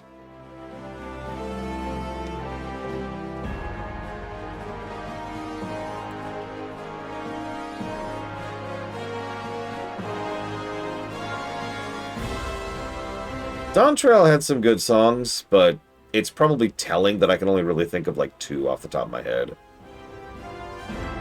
And I didn't play Dawn Trail that long ago, you know? Where's the developer room?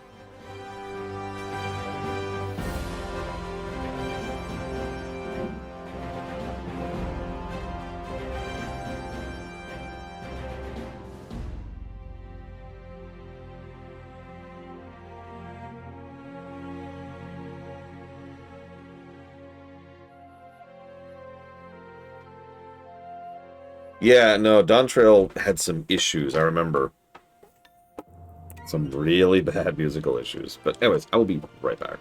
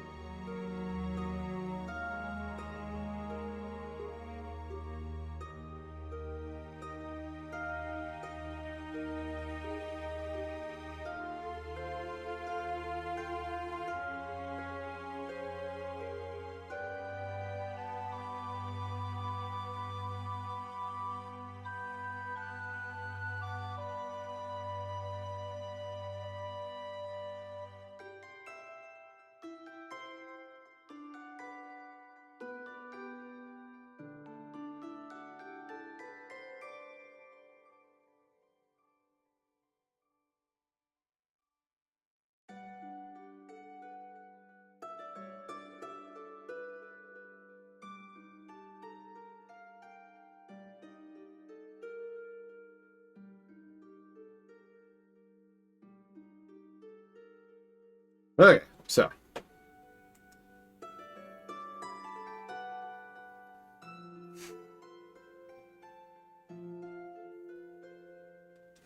That's the hope, Lunerith.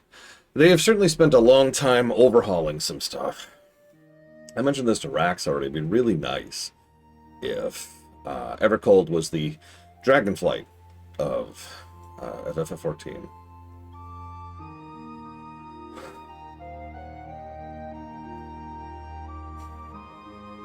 We'll see. Alright, I give up. I don't know where the developer room is. Whatever. Moving on. I give up.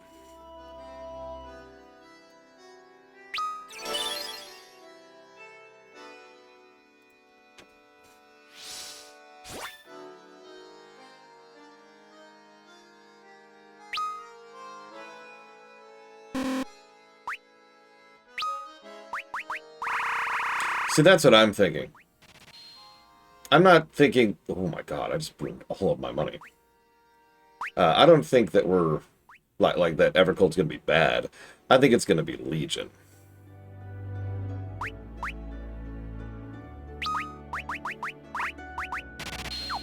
Equivalently. Like, that feels like where that's going to be at. I know Legion has its issues, but I mean, you know... You can see the comparison, right? Just spent a huge amount of time and a weak expansion. I hesitate to call Warlords bad. That's how I've reviewed Warlords at this point. But it was definitely a, alright, pause, kind of an expansion. Alright, so this is it. We're doing the actual, no really, final dungeon. Do you think there will be a unique song for it?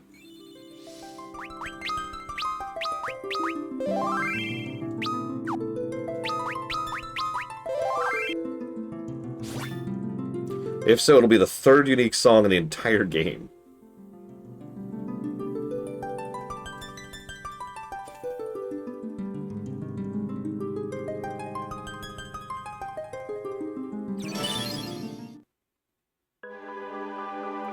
Oh my god! It's a unique song! Unique tile set, even! I'm in shock!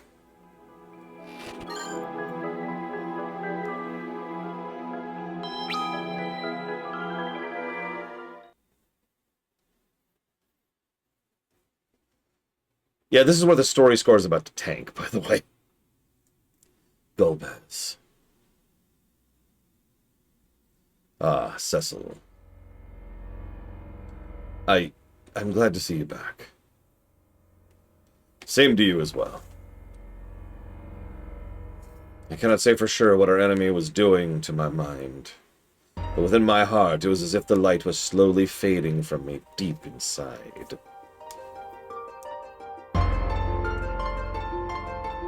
I felt so isolated. I was inside a world of profound darkness. Kingdom darkness. However, I still had faith.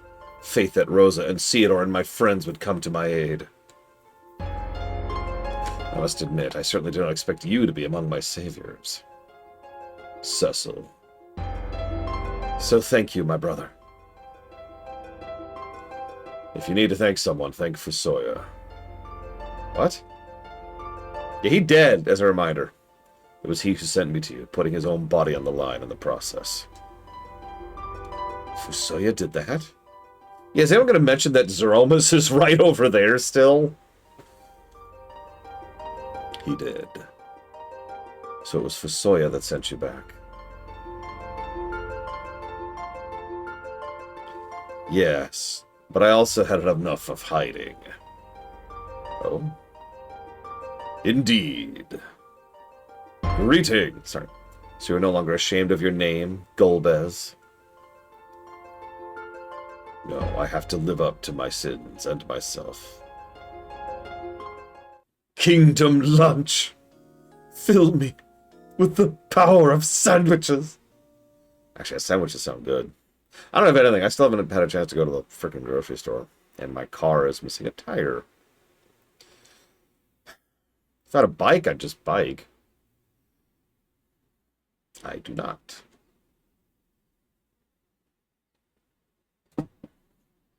It's been a while since we talked like this, just you and I. It certainly has. I'm sorry. About what? I lost control of myself, and just look what it caused. If you hadn't come down from that mountain, I would have been lost. Oh, God, that might even be on purpose, Beethoven. Quit it. In fact, without you, Theodore and Rosa would have both been beyond rescue by now.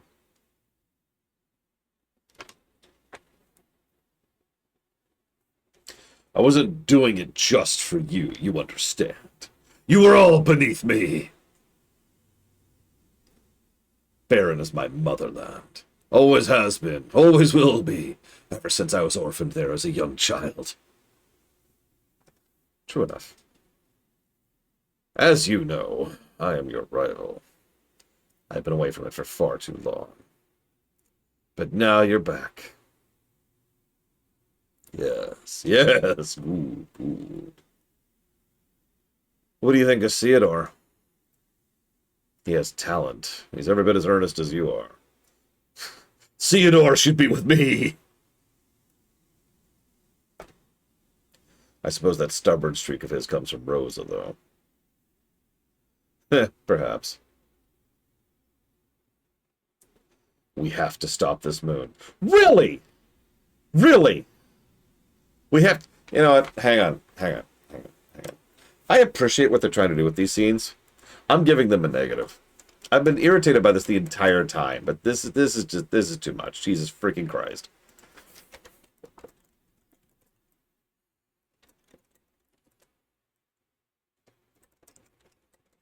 Like, I'm sorry. Am I the only one who remembers that when they left to go to the moon, which was a hot minute ago, by the way, the world was already, like, at a level of devastation that people were having trouble dealing with it? Meteors were falling down everywhere, and the animals and monsters were going completely wild, and the land was being rotted. Like, is that just me? Am I the only one who remembers that? Okay.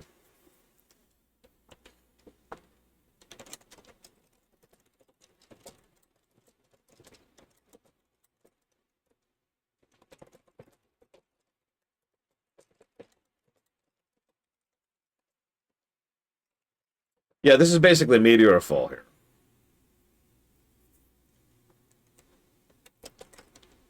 Yeah, the trout population is going to be having some trouble, is what I'm trying to say.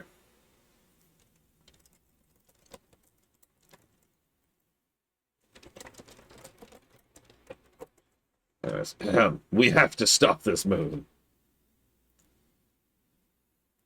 Little do you realize, Cain, I plan to take over this moon. I will not let you down in your task, Cecil. Giga Pudding, we're conquering the moon. We're still getting gear. Is there better gear at this point?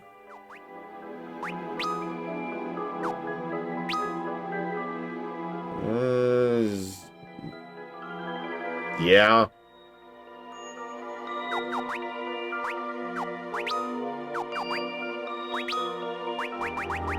Of course, Rydia can't equip the Robe of Lords.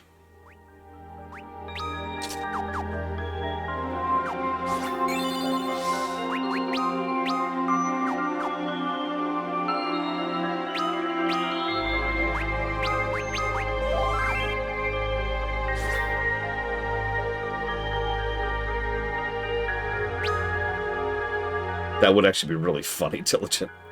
Unfortunately, I am bone dry on money because I just accidentally spent everything on X potions. And it was literally an accident. I didn't even mean to. I was going to refill on a few things. Oh well.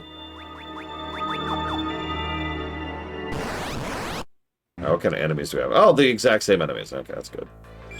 Good enough, good enough.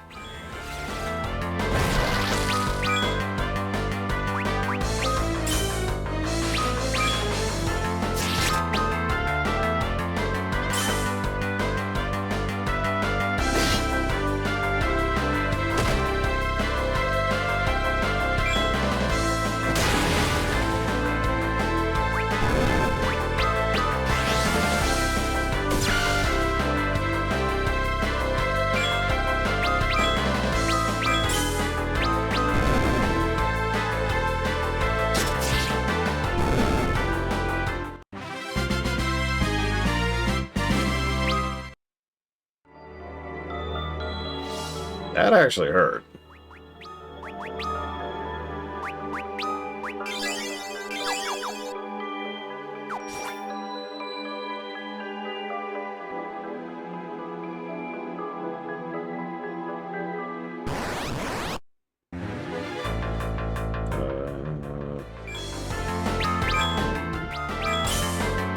Let's switch over to Self, I think, actually. I will do that. You know, there's this concept in creative design, any creative thing, whether it's like making a story or a song, maybe you're painting a piece of art. It's called, you know, it'd be cool if. And for those of you not aware, the way that works out is it starts with one person saying, you know, it'd be cool if, and whatever they say would not be cool. It's a terrible idea. So hear me out. It'd be cool if, in the final dungeon, like, all your stats go down, and your gear gets worse, and, like, that's the difficulty of the final dungeon. Is that it's like taking away all your kit and your abilities and making you just worse, consistently. Wouldn't that be great? Nobody would like that. That would suck.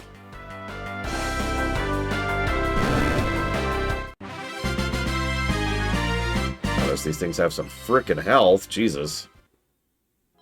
Blade Devil said he finished the game at level 70. I'm in my 50s. That does not bode well. Neither does the encounter rate. Jesus Christ.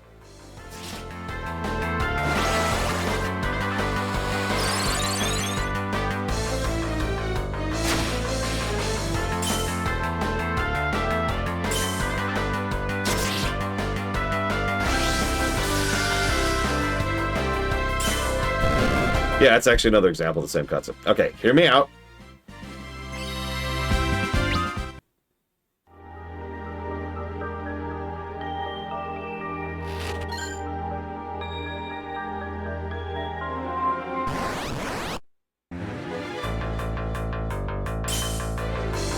I'm not going to question the fact that we're basically in space. No, I think I actually am, because most of the time when there's some kind of, like, a Mazo-looking last dungeon area, there's some kind of logic to it, right? In FF1, we're in a temple. In FF2, we're in a palace from hell. In FF3, we literally go to another world.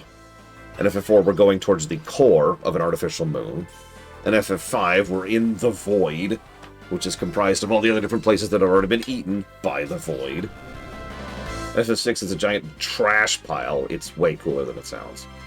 In FF7, we're going to the core planet again. In FF8, we're in a giant castle in the future. In FF9, that one's kind of iffy, but we're supposed to be going back through the memory of, like, life.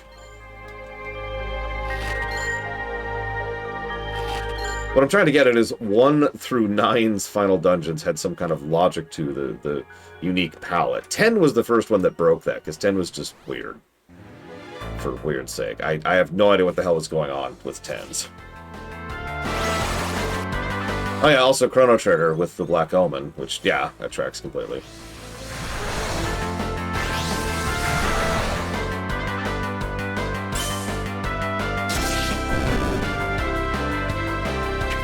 But yeah, no, instead we're in, like, a digital crystal palace in space inside a moon, an artificial moon.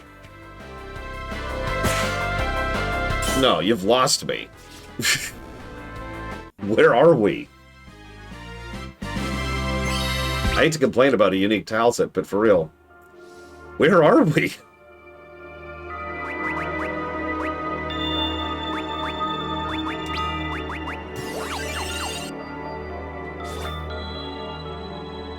I mean, Final Fantasy has literally always been sci-fi, which I always find amusing. Going all the way back to FF1.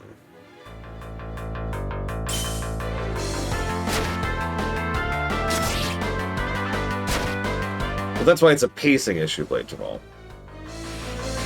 I'll type up more thoughts later, but the negative stands, absolutely. Because, Jesus Christ, why is the entire game treating this like we're not in a hurry? When we left, the moon was in the process of, like, destroying the world. You don't think it is, though. Okay. You're going to have to justify that. Like, I've already made my point, so what's your point? Why is it so much worse? But it's better? I'm confused.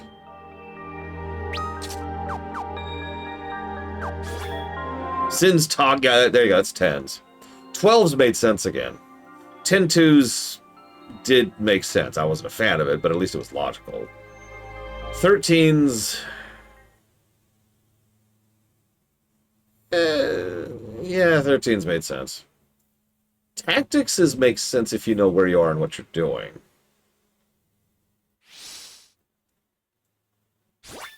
And I have to say it that way because I'm not fighting two freaking behemoths. That is not happening. The problem with tactics is the game doesn't do a really good job of conveying where you are, right? And what you're doing there and why you're there. Because tactics does this weird transition from, like, the church, and then, like, it's in fight. First you're going down, and then all of a sudden you're in an airship graveyard, and it's kind of strange. And yeah, Pharos or Bahamut, both of them make sense for Final Dungeons, sure, whatever.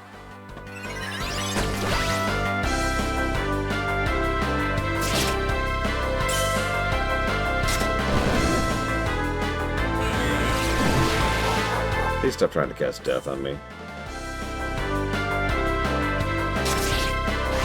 Yeah, those behemoths were very happy to see me. No, I know where it is, because I've studied the Japanese version, which does a better job of explaining what the hell's going on. But yeah, there was a giant battle that caused so much damage that it actually got buried, and then they built a temple on top of it. The airship graveyard is just in the ruins of that city below the surface. But again, it doesn't convey that very well, so you just kind of end up with these airships, and you're like, huh?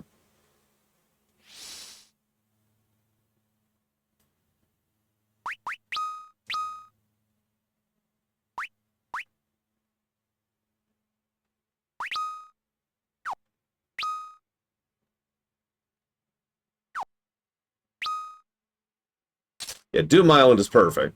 No notes there. Mystic Quest is actually perfectly fine for a last dungeon. Believe it or not. I mean, you literally see Mystic Quest's last dungeon as in the first screen in the entire game. That's not a joke. So you kind of know, and you spend the entire game like revolving around it, so... It's actually this, but whatever. I always wish we could have seen Mario Station from a distance, and I don't mean on the cover art. Because if you've ever seen the cover art of Breath of Fire 3, you see Mario Station, and I'm like, dude! And that hit my imagination, you know? I have actually done real-life paintings based on the concept of Mario Station from the cover art. But the game doesn't convey that as well. It still makes sense. It's exactly what it is. Why is there no music here? You finally gave me a unique song, and then you took it away, game. Why would you do this to me? Why?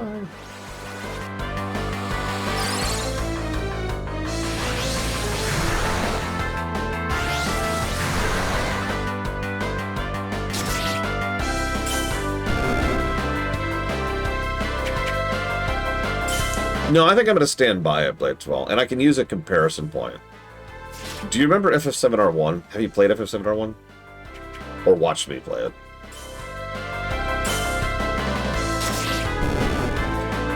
The part where the Sector 7 plate is going to fall. Now, this is admittedly a gameplay issue causing a story effect, but it is still a story effect. Because it's like, oh my god, they're about to lower the plate! Let's go spend several hours doing lengthy, extended dungeons! It's the same exact problem, right? There is a narrative sense of urgency which is destroyed by the gameplay pacing.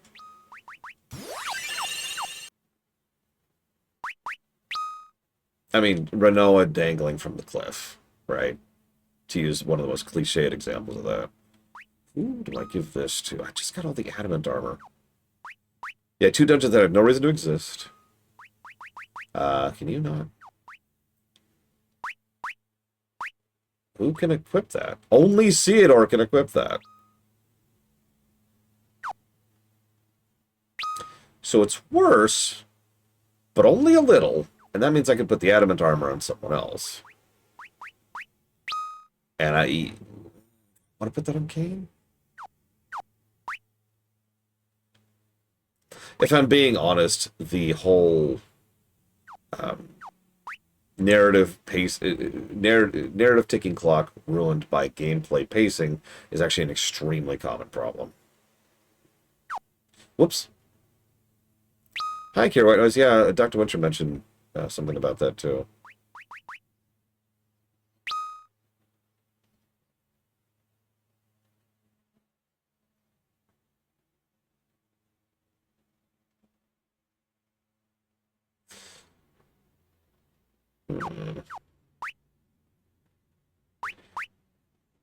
Yeah, let's put it on radio. I'll type up more later. God, do you want me to pause the game? I try not to do that specifically to not bog the stream down. There's a reason I usually type up my notes off camera nowadays. Trying to slow... Blade Devil just wants me to keep playing afterwards, that's all it is. I suppose I could do a little typing during combat. It's not like I'm paying attention here. Yeah, I stand by the negative, absolutely.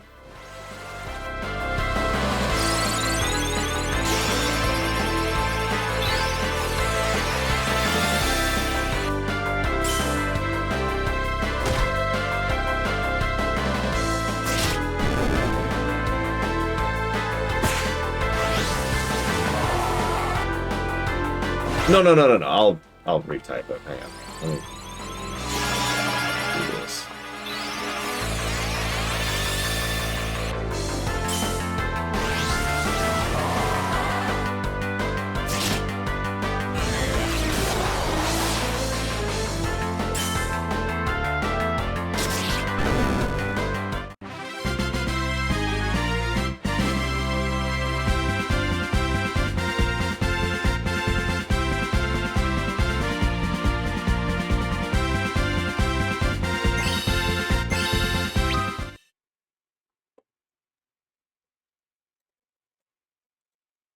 I actually do too, Blade Devil. I just think, like, part of the problem is this is all their fault. The writer's fault, right? They really wanted the big ticking clock of the other moon destroying the world, and that's stupid. I'm sorry, I don't have a better way to phrase that. They created this problem. It would not be that hard to have a thing. Let's restructure this slightly. Okay, so we go and we defeat Cecil, and Cecil's like, and he turns into a zombie, and the mysterious girl is like, very well, we are done with this planet now. We are taking your crystals and we are leaving. And then they leave, and then for all intents and purposes, if the game ended there, it would be fine. There's no ticking clock. There's no real urgency to speak of, except the planet is now missing its crystals, and they don't know what they're doing with them. The party still has an impetus to get on the lunar whale and get up to the other moon and get their freaking crystals back and figure out what's actually going on. While they're up here, there's no real narrative urgency, so this is just an elongated trip through this hellscape, through this elongated dungeon. And so all of a sudden, everyone just taking a moment to talk with each other and vibe with each other and finally connect makes a bit more sense, because there's this finality feeling to everything, right? And again, no ticking clock.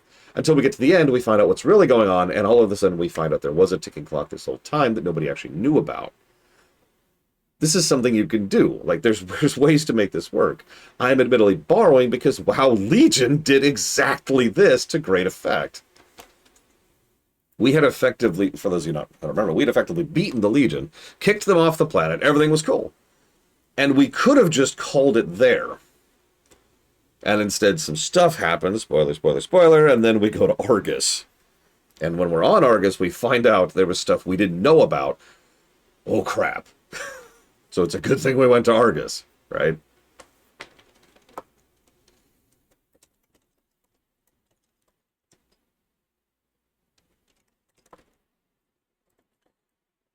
That's just off the top of my head. There's other ways you can make this work. And yeah, Fallout 4 is an excellent example of completely ruining narrative urgency. Oh my god! Oh, yeah, exactly, Lunarith. Exactly. Eventually, Sargeras would have successfully taken the other Titans, and he would have had his Dark Pantheon. He would have abandoned the Legion, because he doesn't need them anymore. And remember, there's actually several quests in Argus that kind of hint at the fact that the Legion is in the middle of self-destructing, because Sargeras knows he doesn't need the Legion anymore, and he wants it to destroy itself. Very, very Titan, right? I have made a tool that constantly needs fuel to keep existing, and unless I provide that fuel, it will burn out. So he wants it to burn out eventually, because eventually the Legion needs to stop existing. That's part of the plan, right? So the Legion is starting to burn out. He's going to get the Dark Titans. They go back to Azeroth. Game. We didn't know any of that until we went out there. If Illidan wasn't a jackass, and like 4 other story bits that lead into it, we would be screwed.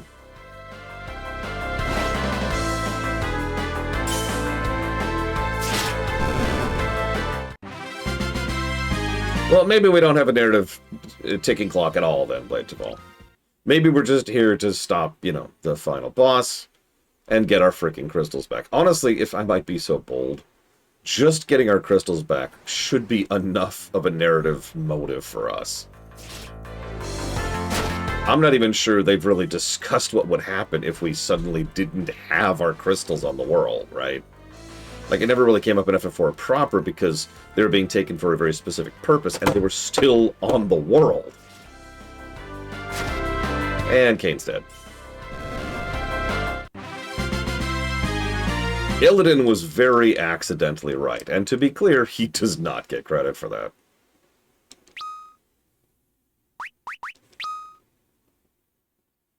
Like, at all.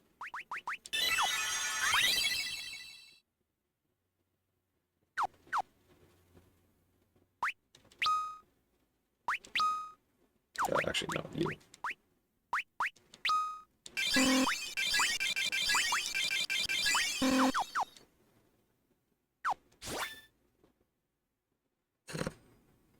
That's what I'm assuming, right?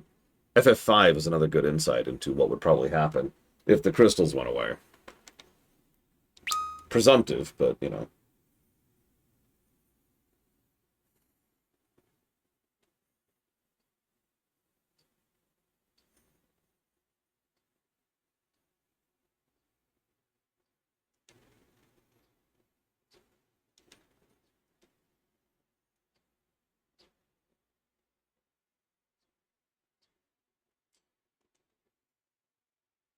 Doesn't having Cecil back make you happy at all? Why would it? He already had his real father. What the hell? Which one did I just lose? Which one did I just lose?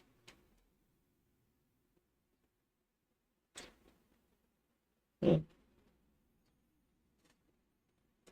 Of course, I'm overjoyed. It's just that, well... It's just that... having a world leader as a father would be a heavy burden to bear for anyone. Huh? My father was a dragoon himself. The Dragoons of Baron once formed the most prestigious of all armed divisions, until the Red Wings were formed, that is. I idolized the Dragoons since childhood, but I hated my strict and unrelenting father.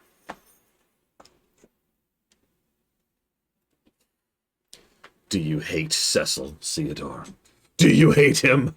Give in to your hatred, and together we can take the other moon from him.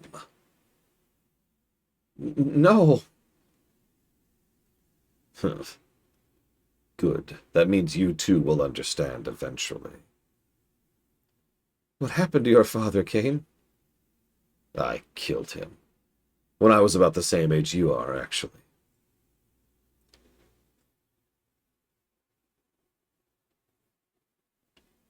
We have to stop this moon. Kane! Kane, stop saying the exact same line! Word for word! Yes. Meanwhile, several feet this way, in plain view, Thank you, Cain, my one true love.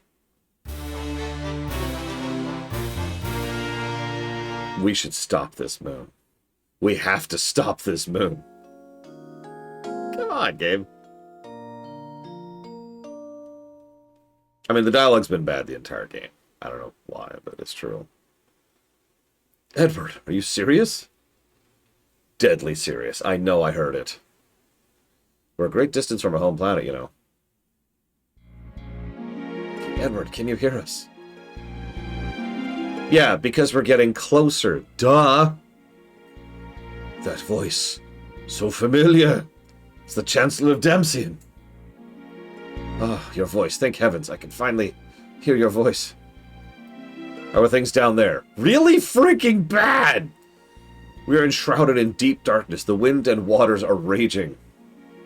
Oh no. Have you heard anything from the other nations? I fear we're no longer able to so much as set foot outside our own castle. What? We must work faster than ever now, because we've been taking our time until now. Is that King Cecil? Okay, credit to logic. It makes sense that the Whisperweed would start working now, because the moon is literally getting closer. Ironically, it also makes my point I was just making even more frustrating, because I was just complaining about this. So, Cecil's regained his senses? I apologize for all I have wrought. I couldn't have made it back without your support. That's fantastic news. If King Cecil's with you, the moon is as good as gone! He's not even in my party.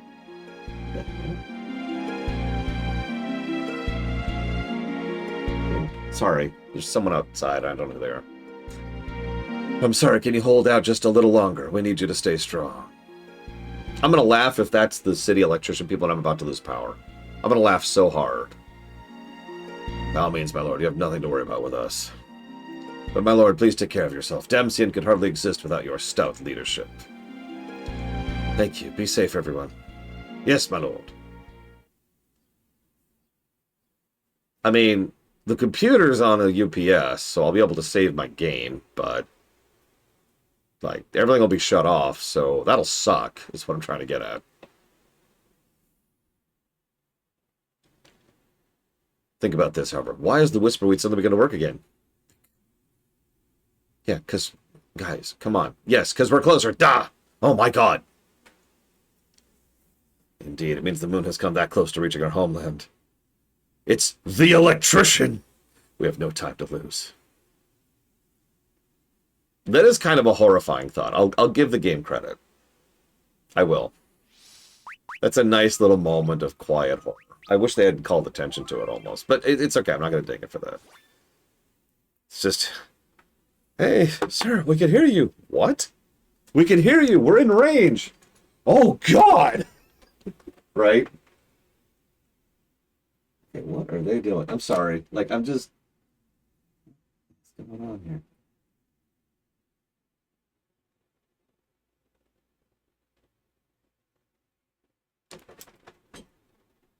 Who is this person and what is she doing?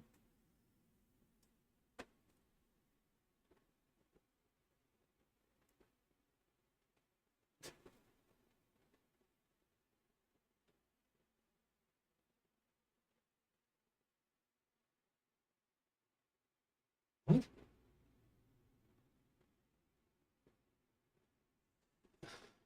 Yeah, and then stream cuts off. The last stream right here. We're never even going to finish After Years. I don't understand what I'm looking at. She has some kind of device and clearly some papers. What in the world?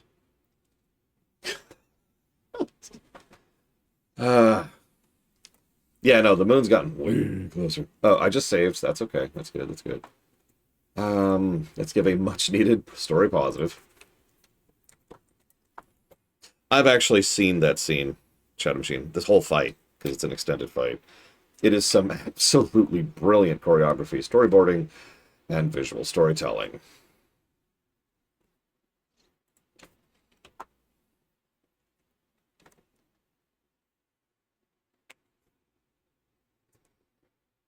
I'm sorry. It's hard for me to concentrate when I'm worried I'm about to lose electricity. Whatever. I guess there's nothing I can do about it. Just keep chatting until...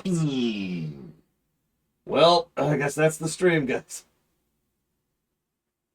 Tune in next time for more after. That's what you want, right? You want me to keep streaming after yours, but pretty much forever, right? That's what you want. That's what everyone really wants, deep down inside.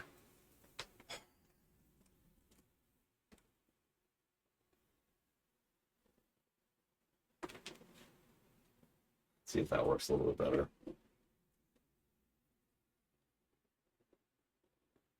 That looks better. That looks better. Okay. I will never stream Jedi Fallen Order. Never.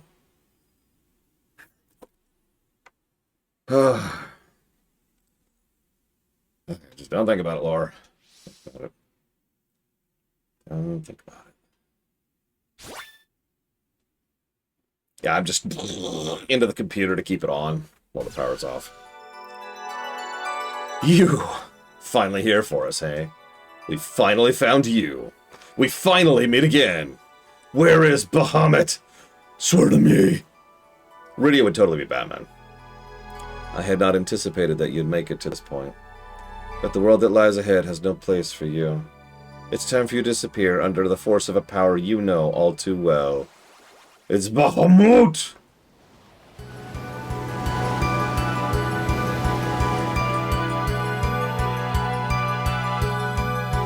It's Bahamut, hallowed father of the Eidolons.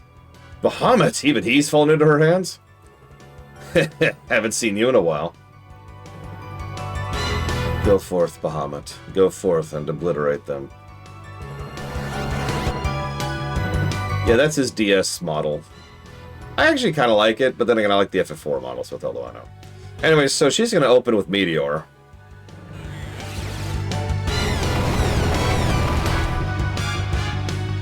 Oh, okay. I was expecting much worse than that.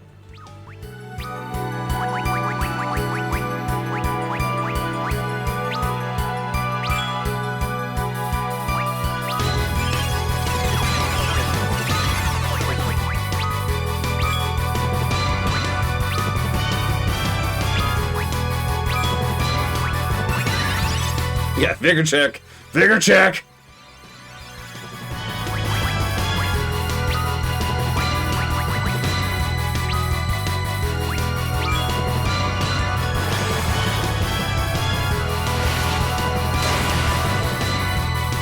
Yeah, honestly, the DS spells in general don't look very good to me. Haste, haste, haste, haste.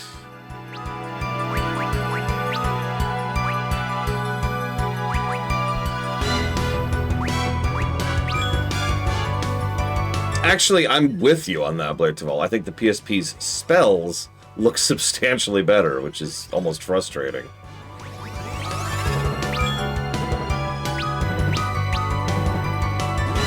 And yeah, the problem, as weird as this may sound, is the DS didn't really bother with 3D spells for the most part, so most of them are just 2D.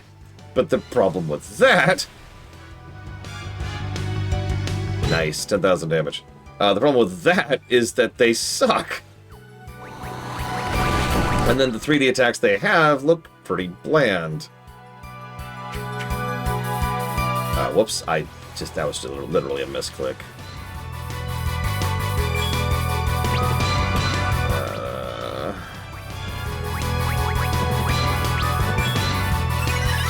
Attack Bahamut, please, thank you.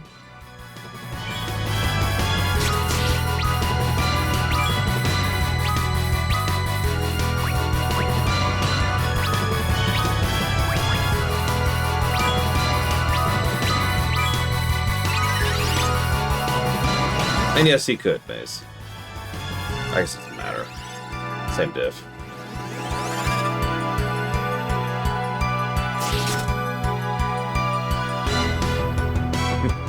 Double jump. It's pogo. Is at that point, it's just a pogo.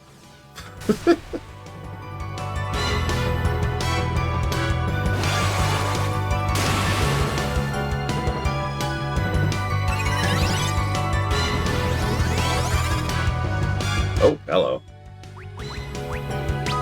Let's re-slow you.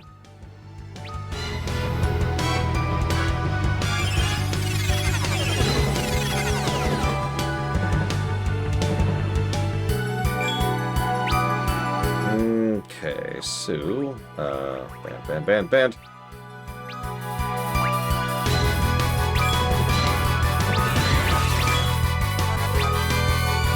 Alright, so let's get some shell on, because we're about to get mega flared in the face.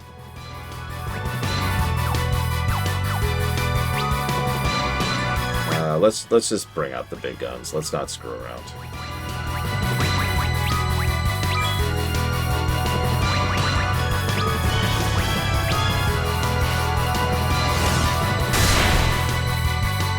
Dude, an FF4 side-scroller? I'm all there. Bahamut, it's me! Please, you must remember. Bahamut! Bahamut! Bahamut, this moon is not the one to which you belong. You waste your time. Oh, wasn't ready. Hadn't got my heel off yet. Your Majesty! Bahamut! Your Highness! If he remains under her control, then we have no choice.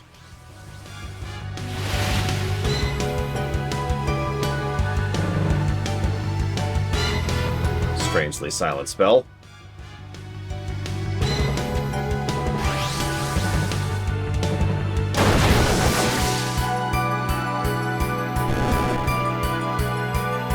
Now, finish them off. Ah, shoot, there go all my buffs. What?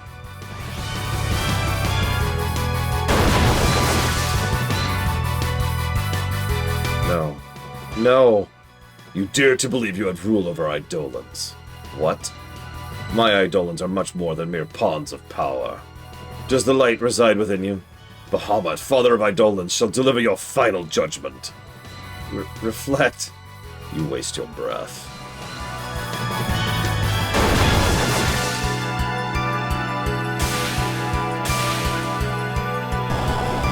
So now we have Baham.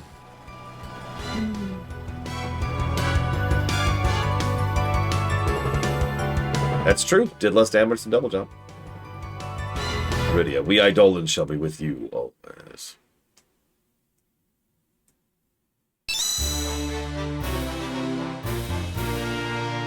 Yeah, I like her being like, reflect, and Bahamut's like, nah, bro. That's not how this is going. Amazing. Bahamut in the flesh. Now all the actors have taken their places, right, Rydia? Rydia, congratulations. I expected nothing less from Bahamut. He is all beneath me.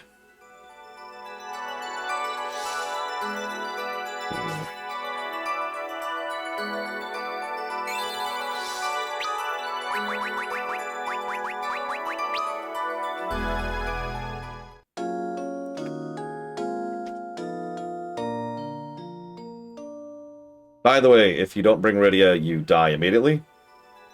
And, or basically you can't win the fight. And if you don't have Ashura and Leviathan, the fight is much harder.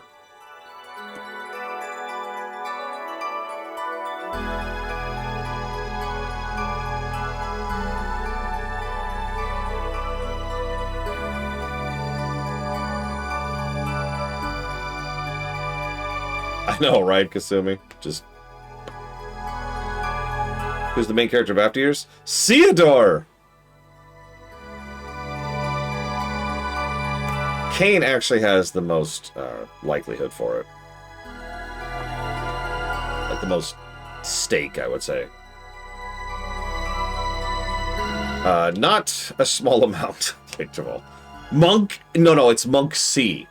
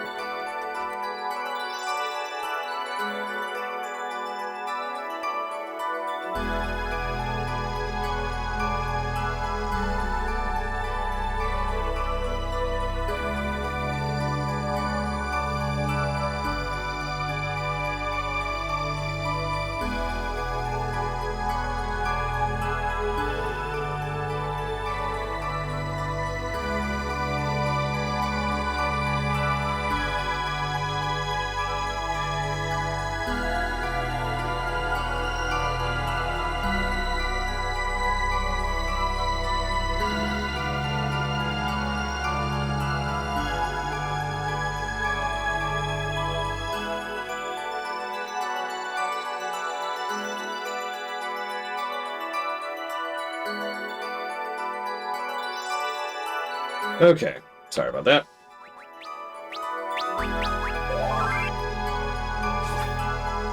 I'm gonna laugh if we're not high enough level for the final boss, by the way. Like, if I have to go grind right at the finish line, it's just gonna be like, well, okay, that sucks.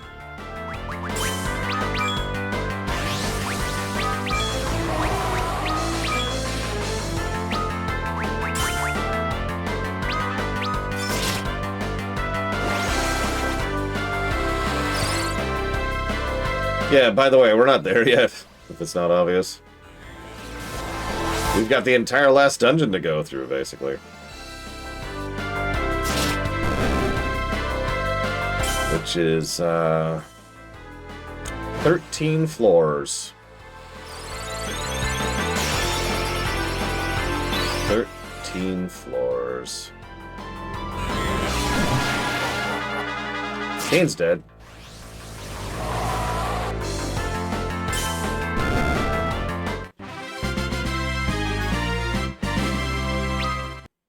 That's true, Zeromus did kind of come out of nowhere there. By the way, for a bit of perspective, the final dungeon in FF4 is 12 floors. Just to frame that. Keep in mind, we've already been through, I've lost track of how many floors, including the 11 floors of the original final dungeon. Ugh.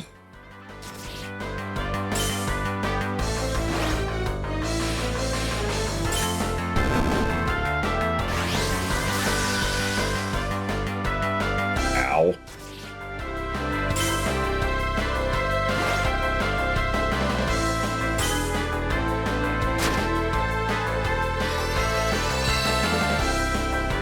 Yeah, we'll see. I don't have a lot of memories of the gameplay of this part of the game. I remember the story pretty well. I'm gonna laugh if the story isn't as bad as I remember. I'm also gonna laugh if it's worse than I remember. But we've got options.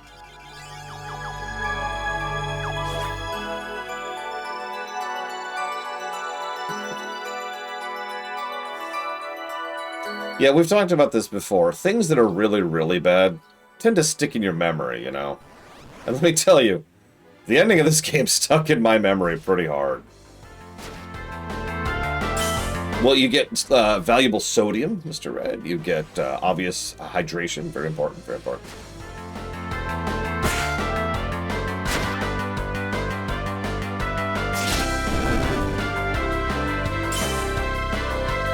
That's it. Oh no, you also get to enjoy human suffering. Who's the final boss? We haven't met them yet, is all I'm going to say about that.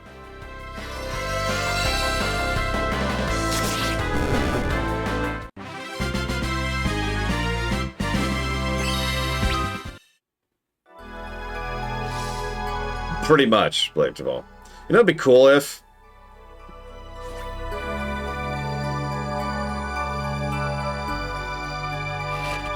Alright, so Lunar Helm.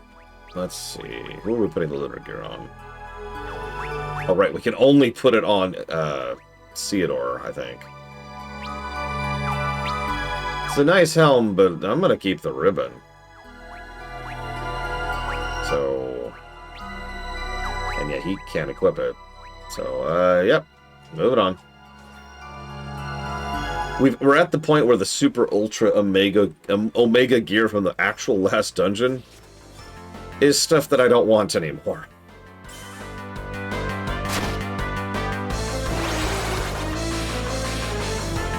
That's where we're at.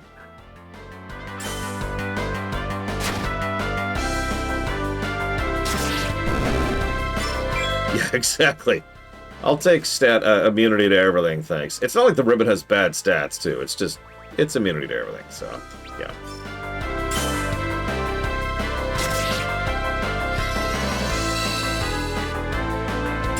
Yes, it's Hum Cruise. Credit to everybody who knows it. Hey! Porum just learned Holy.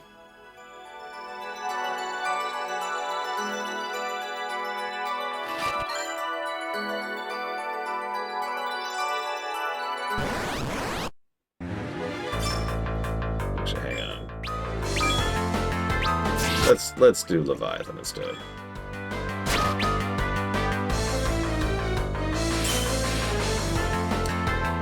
You know, we were talking about which games would benefit from the augment system. I got one for you.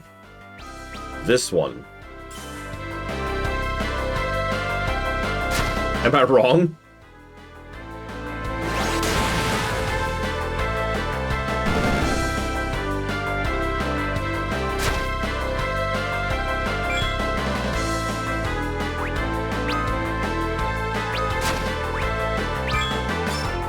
Yeah, exactly, Playful.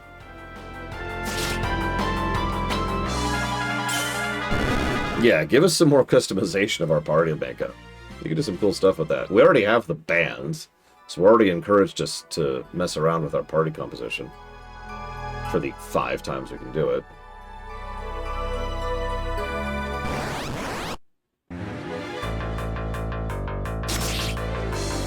Augments is something from FF4DS.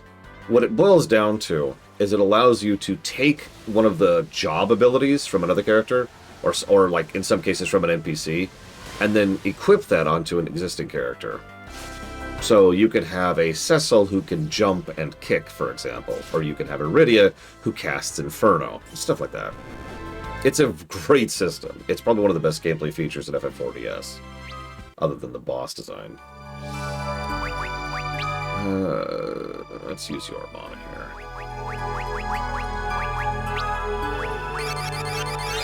So what's the best equipable item in Chrono Trigger that is not a weapon, which would be the Rainbow Sword, armor, which would probably be the Prism Dress, or helmet, which would be the Rainbow Helmet or the Haste Helmet. Oh yeah, so... They don't...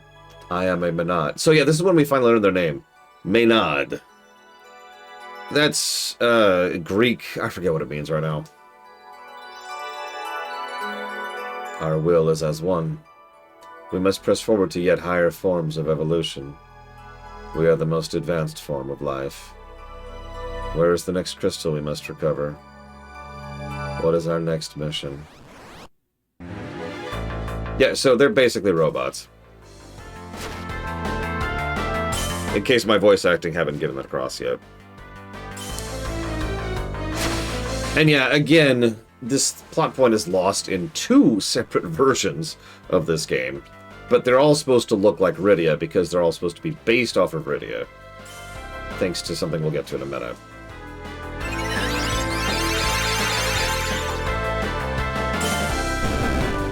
I don't know why Rydia is the pinnacle of evolution. Whatever.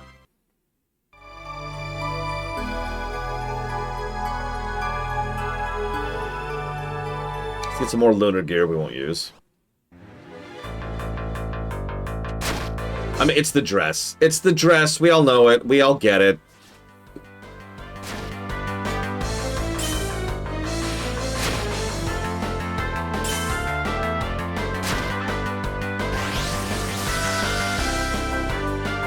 Pound for pound, it probably is the gold stud, Ross.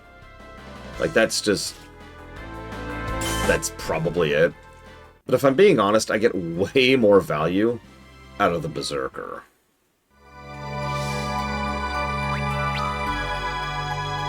Woohoo! Nice Shadow Machine. Soon.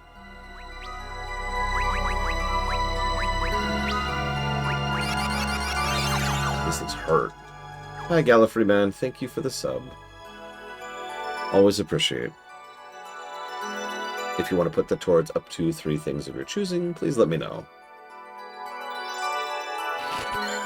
Berserker is exactly what it sounds like. It's an accessory that makes you berserked and auto-attack. So, like, your attack damage goes up a little bit. 0%. Absolutely 0 chance. Your damage goes up and you are auto-attacking. And for those of you not aware, there's actually an interesting quirk in Chrono Trigger. Because in Chrono Trigger... Seriously? Why is he the only one who could wear the lunar gear? I have adamant gear. Why are you giving me this trash? If you have the Berserk status in Chrono Trigger, you actually go several frames faster than you otherwise would. And I know that doesn't sound like a big deal, but there are several times when that actually is a substantial change. And I used that to good effect in my level 1 test, for example. Like, some of those fights were probably impossible if I hadn't been able to go literally a few frames earlier, which I did, thanks to Berserk. Put it to you like this. In this game, when you hit auto battle, everyone goes the first frame that they can go, which is actually noticeably fast. It's one of the reasons I lean on auto battle so much in FF4DS, is because it's literally mechanically superior to inputting things manually. In Chrono Trigger, they actually go a few frames before the earliest you could do it, because of how it calculates things under the hood.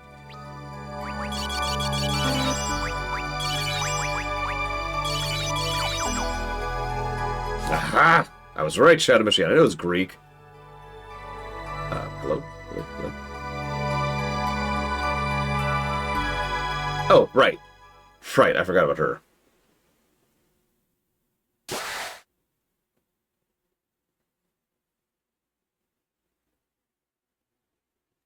Who are you? My name's Rydia. Your orders? Yeah, could you stay here and be a good girl? Do you wish for me to remain here? Right, could you be a good girl for us? Understood. I want you to remember that, because that's an amusing plot point. We order her to stay here.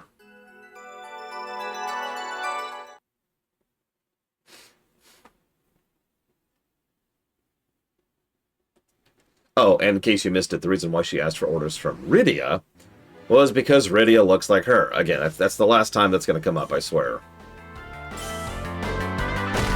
So she was taking orders from an elder Maynard.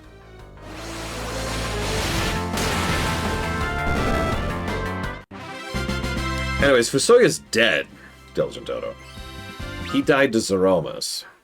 Excuse me, Zeromus' malice.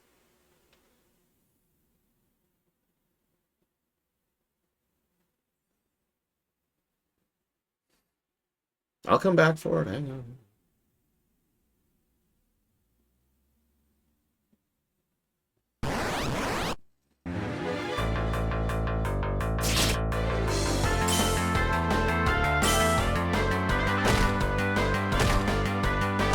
Well, he did.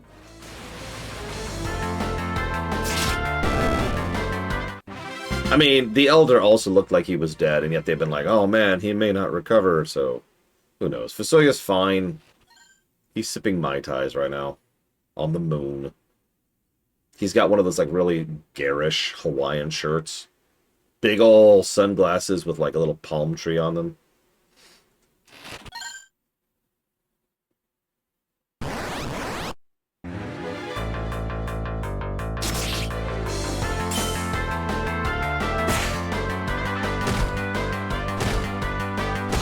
Jesus Christ. Just... What is this, FF3DS? You're probably still thinking, why do you call it DS instead of 3D? First of all, it's kind of harder to say that. Like, imagine saying FF3 3D, first of all. Second of all, I don't care about the rebranding. Oh god, run! Run! Run! Actually, I think we got this. Never mind. We're good. Actually, yeah, exactly, Shadow Machine. Uh-oh. Uh-oh.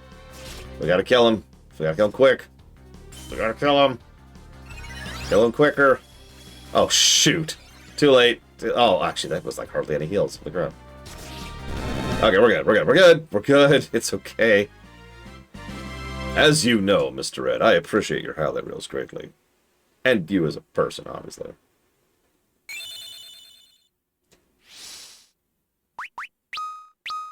I'm gonna guess. Okay, so let's go get all the crystals. You've been probably wondering what's in these things. And like everything else in this game, it's padded.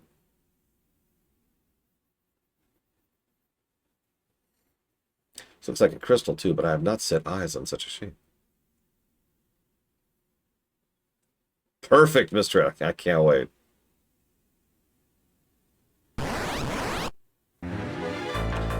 Okay.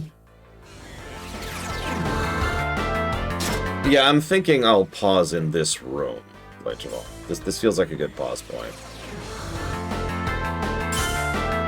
Don't do it, Sakage! Don't do it! Don't hit the button!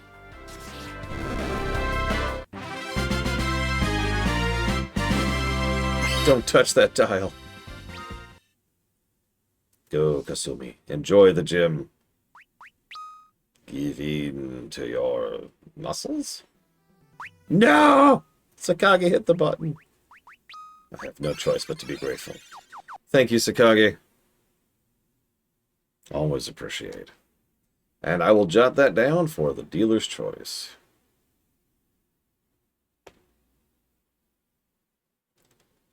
Mitsudia's water crystal. Ooh.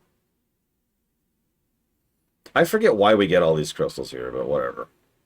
Again, technically this is what we're here for, but whatever. I like how we just leave the crystals we don't know that they are. Like, there's something just funny about that to me. It's like, let's just leave it. It's whatever.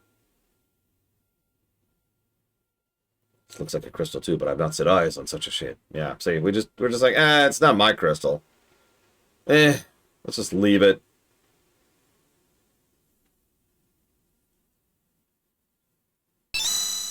There's the wind crystal.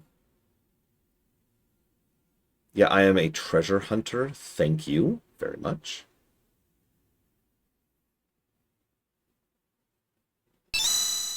Someday I might even play that game. Uh-oh!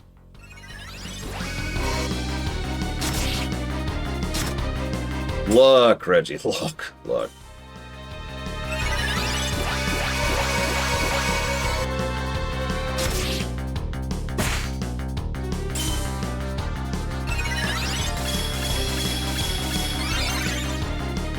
I'm debating if I want to fight the next three lunar fights, because I get Ragnarok, the Hero's Shield, and Ultima Weapon from them.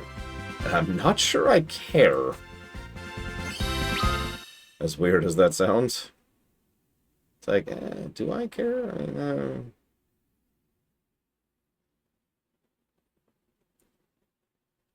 as much as I love having my my brakes beaten off of me.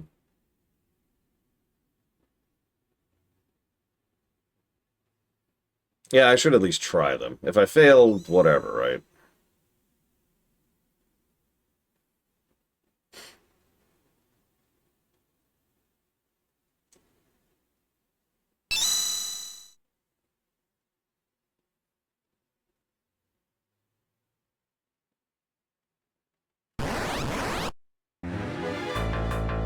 I should be fine.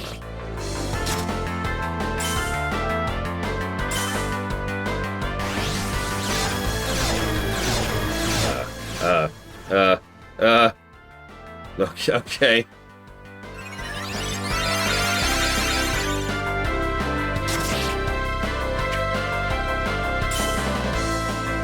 Did you have to attack only the non-confused people?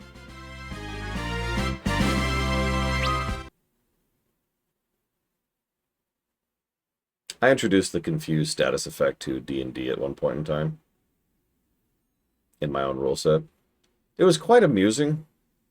Because from a mechanical perspective, what that means when you're confused is the GM decides what you do every round. You know, me.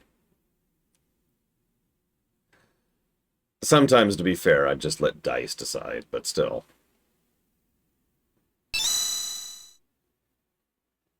Okay, we have all the crystals. Ah! Please don't confuse me. Don't do it.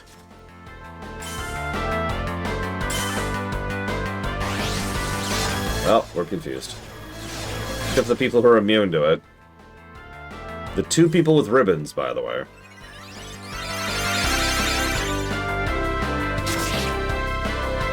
Alright, hit me, Blade Twirl. I'm ready. I'm ready.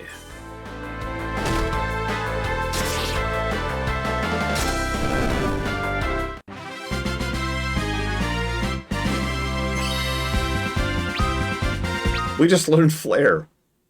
Just now, we learned flare.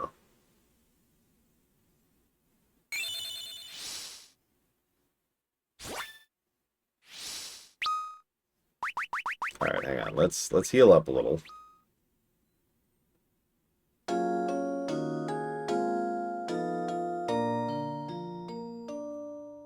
You know, I was thinking about something similar, Vlair Taval. In fact, I was doubly thinking about it because I have actually been screwed over several times because of how menuing in the combat works.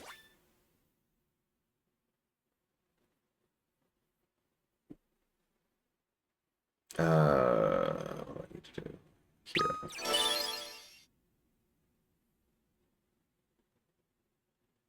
I mean, some games I've seen treat confuse like charm. In other words, they're on your side now. It's not a terrible idea. But at that point, like I said, it's just charm.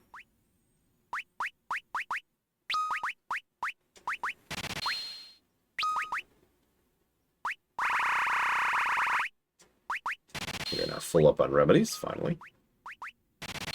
So, gaming headsets.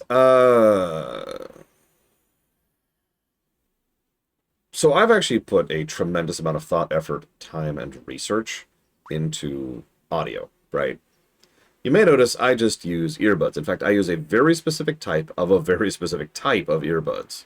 That's because I need something that I can wear for about 12 hours a day. I need something that I can just have in there that has decent quality, that isn't going to give me a headache or hurt my ears. I actually recently went through all this with Mr. Red, because Mr. Red has issue with his headsets.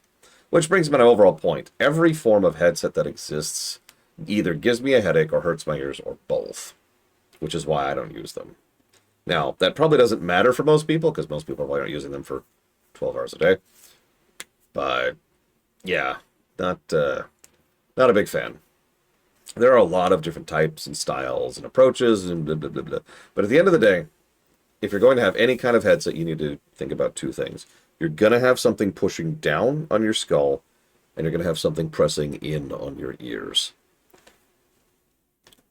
Regardless of all other factors and figures, that's kind of just your life, and you kind of have to balance around that. I can afford 12 dry ethers. I just blew several 100,000 gil on 12 dry ethers.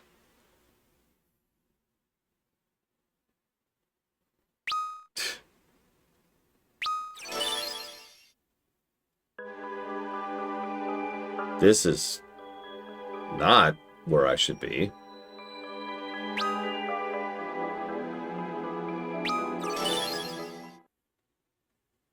Okay, that's what I was about to be mad.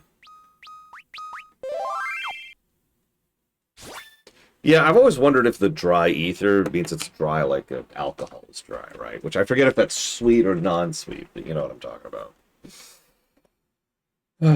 Anyways, I think I agree. Let's go ahead and pause here. I'm going to do some typing.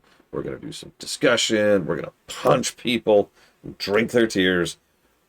And let's see if we can actually beat this goddamn game. So I'll see you in a bit.